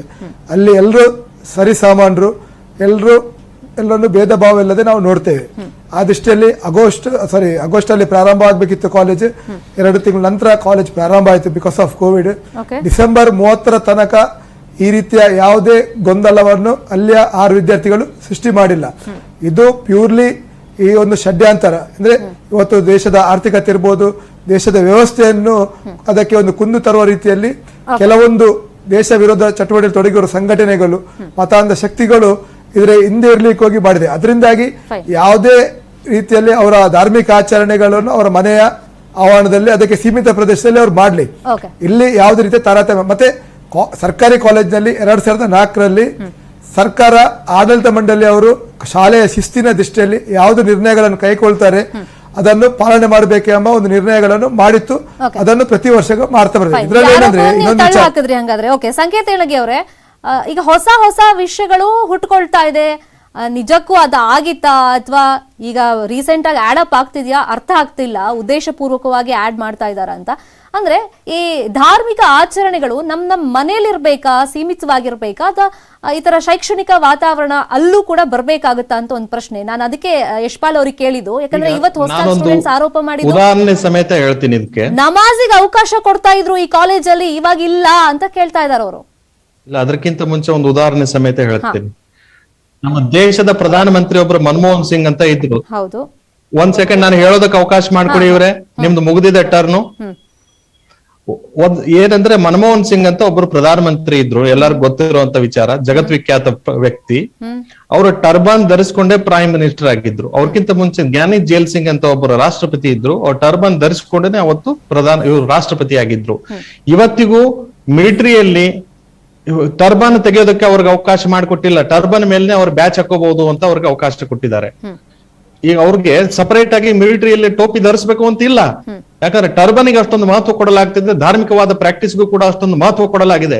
ಆ ಧರ್ಮನೇ ಬೇರೆ, ನೌಕರಿನೇ ಬೇರೆ, ಧರ್ಮನೇ ಬೇರೆ, ಈ ಸರ್ಕಾರನೇ ಬೇರೆ ಅಂತ ಹೇಳೋದು ತಪ್ಪಾಗ್ತದೆ. ಅದು ಅವ್ರ ಕಾಯ್ದೆ ಕಾನೂನು ಸಂಬಂಧಪಟ್ಟಿರುವಂತದ್ದು ಏನಿದೆ, ಯೂನಿಫಾರ್ಮ್ ಸಂಬಂಧಪಟ್ಟಿರುವಂತ ವಿಚಾರನೇ ಬೇರೆ. ಅವರ ಧಾರ್ಮಿಕ ಅಥವಾ ಧರ್ಮದ ಹಕ್ಕುಗಳನ್ನ ಪರಿಪಾಲನೆ ಮಾಡಿ ಅವರ ಕರ್ತವ್ಯಕ್ಕೆ ಏನಾದ್ರೂ ಚ್ಯುತಿ ತಂದಿದ್ರೆ ಅದು ತಪ್ಪು ಅಂತ ಹೇಳ್ಬಹುದು. ಈಗ ನೋಡಿ, ಸ್ಕೂಲಿನ ಟೈಮ್ನಲ್ಲಿ ಸ್ಕೂಲ್ನಲ್ಲಿ ಪಾರ್ಟಿಸಿಪೇಟ್ ಮಾಡೋದು ಬಿಟ್ಟು ಅವರು ಪೂಜೆ ಪುನಸ್ಕಾರ ಅಥವಾ ನಮಾಜ್ ಮಾಡುತ್ತಿದ್ರೆ ಅಂತಂದ್ರೆ ಶೈಕ್ಷಣಿಕ ಹಕ್ಕು ತಮಗಷ್ಟೇ ತೊಂದರೆ ಅಲ್ಲದೆ ಬೇರೆಯವ್ರ ಹಕ್ಕಿಗೂ ಕೂಡ ತೊಂದರೆ ಮಾಡ್ತಾ ಇದ್ರೆ ಅದು ತಪ್ಪು ಅಂತ ಹೇಳ್ಬಹುದು. ಈಗ ಅವರು ಬರೀ ಒಂದು ಟೋಪಿನೋ ಹಿಜಾಬೋ ಕುಂಕುಮನೋ ನಾಮನೋ ಹಚ್ಕೊಂಡು ಬಂದ ಕಾರಣಕ್ಕೆ ಬೇರೆಯವರಿಗೆ ತೊಂದರೆ ಆಗ್ತಾ ಇದೆ ಅನ್ನೋದು ತಪ್ಪಾಗ್ತದೆ. ಅದರಿಂದ ಅವ್ರಿಗೂ ಕೂಡ ಶಿಕ್ಷಣಕ್ಕೆ ಅಥವಾ ಶೈಕ್ಷಣಿಕ ಹಕ್ಕನ್ನು ಮೊಟಕುಗೊಳಿಸೋದು ಕೂಡ ತಪ್ಪಾಗ್ತದೆ. ಈ ನಿಟ್ಟಿನಲ್ಲಿ ಸರ್ಕಾರ ಏನೇನೋ ದಿಢೀರಾಗಿ ಒಂದು ನಿರ್ಣಯ ತೆಗೆದುಕೊಳ್ಳೋದಕ್ಕೆ ಬರೋದಿಲ್ಲ. ಇದೇ ಸ್ಕೂಲಿಗೆ ನಾಳೆ ಒಬ್ರು ಸಿಕ್ ಸ್ಟೂಡೆಂಟ್ ಜಾಯಿನ್ ಆದ್ರು ಅಂದ್ರೆ ಅವ್ರ ತಲೆ ಮೇಲೆ ಟರ್ಬನ್ ಹಾಕೊಂಡ್ ಬಂದ್ರೆ ಅವ್ರ ಟರ್ಬನ್ ತೆಗಿಬೇಕು ಅಂತ ಹೇಳೋದಕ್ಕೆ ಧೈರ್ಯ ಇದೆ ನಮ್ಮ ಸರ್ಕಾರಕ್ಕೆ? ಅದನ್ನ ಮೊಟಕುಗೊಳಿಸೋದಕ್ಕೆ ಆಗೋದಿಲ್ಲ, ಅವ್ರ ಧಾರ್ಮಿಕ ಹಕ್ಕದು. ಹಾಗಾಗಿ ನಾವು ಧಾರ್ಮಿಕ ಹಕ್ಕನ್ನು ಕೂಡ ಅಷ್ಟೇ ಸರಿಸಮಾನಾಗಿ ನೋಡ್ಬೇಕಾಗ್ತದೆ. ಅದಕ್ಕೂ ಕೂಡ ಅದನ್ನ ಕರ್ತವ್ಯ ಸರ್ಕಾರಕ್ಕೂ ಇದೆ, ಅದನ್ನ ಪಾಲನೆ ಮಾಡೋದು, ಅದನ್ನ ರಕ್ಷಣೆ ಮಾಡುವಂಥದ್ದು. ಈಗ ನಾ ರಕ್ಷಣೆ ಮಾಡೋದು ಅಂದ ಮಾತ್ರಕ್ಕೆ ಎಲ್ಲರಿಗೂ ಕೂಡ ಅದನ್ನ ಟರ್ಬನ್ ಧರಿಸಿ ಅಂತ ಹೇಳೋದಕ್ಕಾಗೋದಿಲ್ಲ, ಎಲ್ಲರಿಗೂ ಹಿಜಬ್ ಧರಿಸಿ ಅಂತ ಹೇಳೋದಕ್ಕಾಗೋದಿಲ್ಲ, ಎಲ್ಲರಿಗೂ ನಾಮ ಹಾಕಿ ಅಂತ ಹೇಳೋದಕ್ಕಾಗೋದಿಲ್ಲ. ಅವರವರ ವೈಯಕ್ತಿಕ ವಿಚಾರಕ್ಕೆ ಅವ್ರ ಪಾಲನೆ ಮಾಡೋದಕ್ಕೆ ಬಿಡಬೇಕು. ಅದರಿಂದ ಮೊಟಕುಗೊಳಿಸೋದ ದುಸ್ಸಾಹಸಕ್ಕೆ ಯಾವುದೇ ಸರ್ಕಾರ ಕೈ ಹಾಕಬಾರದು. ಇದರಿಂದ ಏನಾಗ್ತದೆ ಅಂದ್ರೆ ಸಂವಿಧಾನಾತ್ಮಕ ಹಕ್ಕನ್ನು ಮೊಟಕುಗೊಳಿಸಂಗ ಆಗ್ತದೆ ಅಂತ ನನ್ನ ಅಭಿಪ್ರಾಯ. ಓಕೆ, ಹಾಗಾದ್ರೆ ಈಗ ವಸ್ತ್ರ ಸಂಹಿತೆ ಅಂತ ಯಾಕೆ ಮಾಡಿರ್ತಾರೆ? ಪರ್ಟಿಕ್ಯುಲರ್ ಆಗಿ ಅದಕ್ಕೂ ಒಂದು ಕಾಯ್ದೆ ಅಂತ ಸರ್ಕಾರ ತಂದಿದೆ. ಸೊ ಹಾಗಾದ್ರೆ ಅದರಲ್ಲಿ ಏನು ಉಲ್ಲೇಖ ಇದೆ, ಅದ್ರ ಬಗ್ಗೆ ನಾನು ಚರ್ಚೆಯನ್ನ ಮುಂದುವರಿಸ್ತಾ ಹೋಗ್ತೀನಿ. ಚಿಕ್ಕದೊಂದು ಬ್ರೇಕ್ ಆದ್ಮೇಲೆ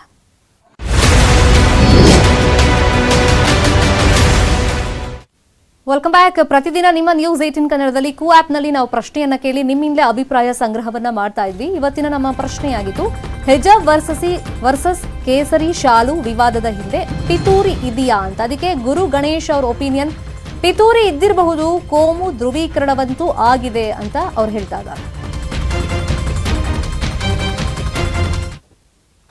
ಫೈನ್. ಸಂಕೇತ ಏನಿಗೆ ಅವರೇ, ಈಗ ಧರ್ಮದ ವಿಚಾರವಾಗಿ ನೀವು ಹೇಳ್ತಾ ಇದ್ರಿ, ಅಕಸ್ಮಾತ್ ಇವ್ರು ಹೇಳ್ತಿರೋದೀಗ ನಿಮ್ಗೆ ಹಿಜಾಬ್ ಧರಿಸೋದಕ್ಕೆ ಅವಕಾಶ ಮಾಡಿಕೊಟ್ರೆ ನಾವು ನಮ್ಮ ಧರ್ಮದ ಪ್ರಕಾರ ಕೇಸರಿ ಶಾಲ್ ಹಾಕೊಂಡ್ ಬರ್ತೀವಿ ಅಂತ ಹಿಂದೂ ಸ್ಟೂಡೆಂಟ್ಸ್ ಹೇಳ್ತಾ ಇದ್ದಾರೆ. ಹಾಗಾದ್ರೆ ಈ ಸಮವಸ್ತ್ರದ ಮೌಲ್ಯ ಮತ್ತೆ ಉದ್ದೇಶ ಏನಾಯ್ತು ಹಾಗಾದ್ರೆ ಅಂತ ಆಗ್ಬಿಡುತ್ತಲ್ಲ.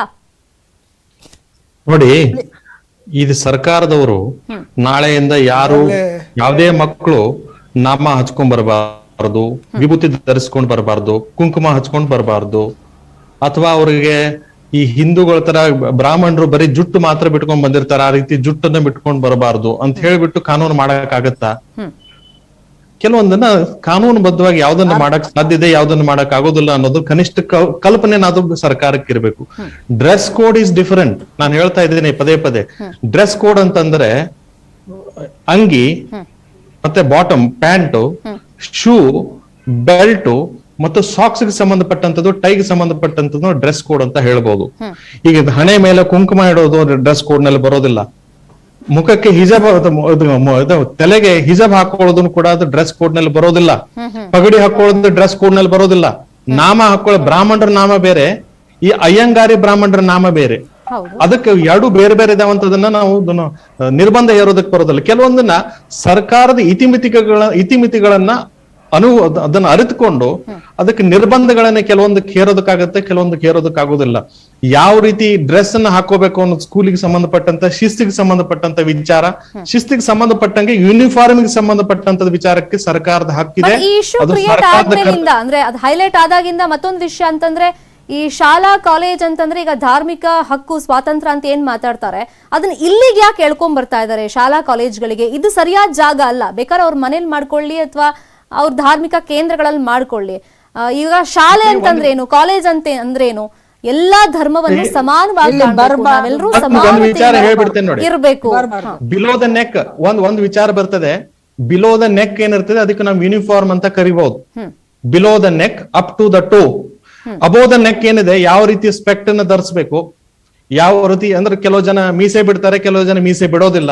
ಅದನ್ನೇನು ಸರ್ಕಾರ ಅದನ್ನ ಇದೇ ರೀತಿ ಮಾಡ್ಕೋಬೇಕು, ಇದೇ ರೀತಿ ಮಾಡಬಾರ್ದು ಅಂತ ಹೇಳಕ್ಕಾಗತ್ತಾ? ಇದೇ ರೀತಿ ತಲೆ ಬಾಚ್ಬೇಕು ಅಂತ ಹೇಳಕ್ಕಾಗತ್ತಾ? ಅದು ಅವ್ರವ್ರ ವೈಯಕ್ತಿಕವಾದ ವಿಚಾರಗಳನ್ನ ಸರ್ಕಾರ ತನ್ನ ಇತಿಮಿತಿಗಳನ್ನ ಅರಿತುಕೊಂಡು ನಡಿಬೇಕು. ಯಾವುದೋ ಒಂದು ಧರ್ಮಕ್ಕೆ ಅನುಗುಣವಾಗಿ ನಾನು ಹೇಳ್ತಾ ಇರೋದು, ಇದು ಸೆಕ್ಯುಲರ್ ಕಂಟ್ರಿ, ಸೆಕ್ಯುಲರ್ ಗವರ್ಮೆಂಟ್ ಇದ್ದಾಗ ಸೆಕ್ಯುಲರ್ ಆಗೇ ನಡಿಬೇಕು. ಎಲ್ಲಾ ರಕ್ಷಣೆಗೆ, ಎಲ್ಲಾ ಮಕ್ಕಳ ರಕ್ಷಣೆಗೆ ಸರ್ಕಾರ ನಿಂತ್ಕೋಬೇಕು. ಎಲ್ಲಾ ಸಂಸ್ಕೃತಿಗಳ ರಕ್ಷಣೆಗೆ ಸರ್ಕಾರ ನಿಂತ್ಕೋಬೇಕು. ಎಲ್ಲಾ ಧಾರ್ಮಿಕ ಪದ್ಧತಿಗಳನ್ನ ಅನುಸರಣೆ ಮಾಡ್ತಾ ಇರುವಂತ ಮಕ್ಕಳ ರಕ್ಷಣೆಗೆ ಸರ್ಕಾರ ನಿಂತ್ಕೊಳ್ಳೋದು ಬಿಟ್ಟು ಅದೇ ಅವರ ಶೈಕ್ಷಣಿಕ ಹಕ್ಕನ್ನು ಮೊಟಕುಗೊಳಿಸೋದು ಸಮಂಜಸ ಅಲ್ಲ ಅಂತ ನನ್ನ ಅಭಿಪ್ರಾಯ. ಅವರ ಫಂಡಮೆಂಟಲ್ ರೈಟ್ ಸುಲ್ತಾನ ಬೇಗಂ ಅವರು ಆಗ್ಲಿಂದ ಕಮೆಂಟ್ ಮಾಡ್ಬೇಕು ಅಂತ ಕಾಯ್ತಾ ಇದಾರೆ. Yes madam, please go head. ನಮ್ದು ಒಂದು ಫಸ್ಟ್ ಬೇಸಿಕ್ ಅರ್ಥ ಮಾಡ್ಕೋಬೇಕು. ನಮ್ದು ಕಲ್ಚರಲ್ ಅಂಡ್ ರಿಲಿಜಿಯಸ್ ಡೈವರ್ಸಿಟಿ ನಮ್ ದೇಶ, ನಮ್ ದೊಡ್ಡ ದೇಶ, ಡೆಮೋಕ್ರೆಟಿಕ್ ದೇಶ. ಈ ದೇಶದಲ್ಲಿ ಈ ಸಿಚುವೇಶನ್ಸ್, ಈ ಕಾಂಟ್ರವರ್ಸಿಗೆ ರೂಮೇ ಇಲ್ಲ. ಇದು just waste of time, waste of human energy, waste of talent. ಇದು ಏನೋ ಒಂದು ಸಡನ್ಲಿ ಹೆಂಗೆ ಪ್ಯಾಂಡಮಿಕ್ ಬಂದಿದೆ ಹಂಗೆ ಇದು ಒಂದು ವೈರಸ್ ಬಂದಿದೆ ಸೊಸೈಟಿನಲ್ಲಿ ಅಂತ ನಾನು ಹೇಳ್ಬೋದು. ಹೌ ಕ್ಯಾನ್ ಈಗ ಒಂದೇ ಇಲ್ಲ ಕೇಳ್ಬೇಕು.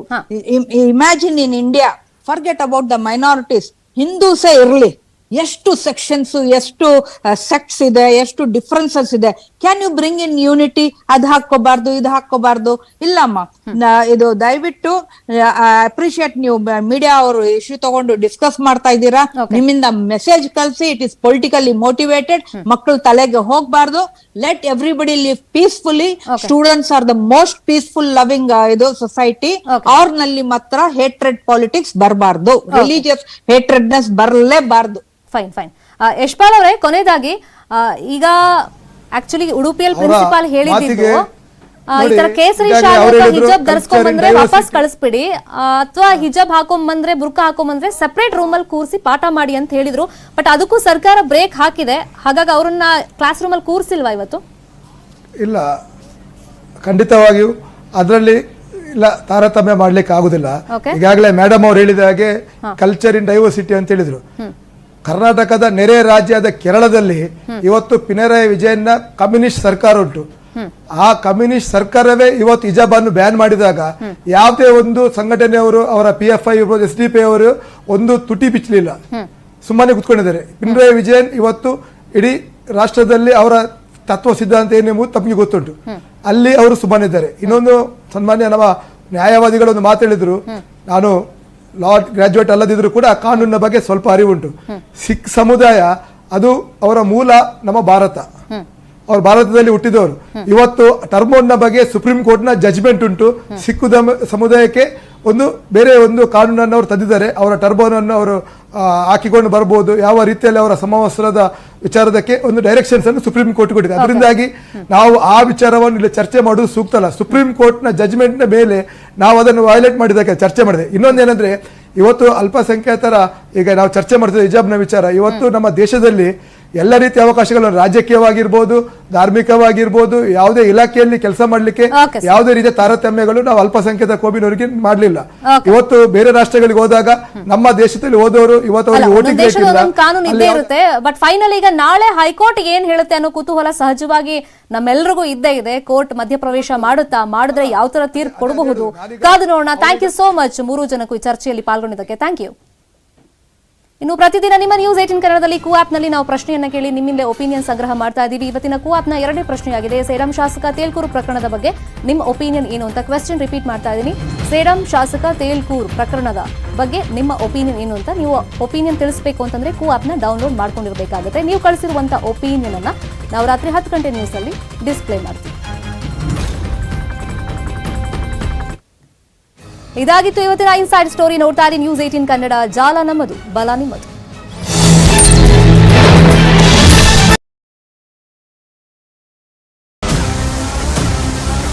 ಬೊಮ್ಮಾಯಿ ಅವರು ಕಾಂಪ್ರಮೈಸ್ಡ್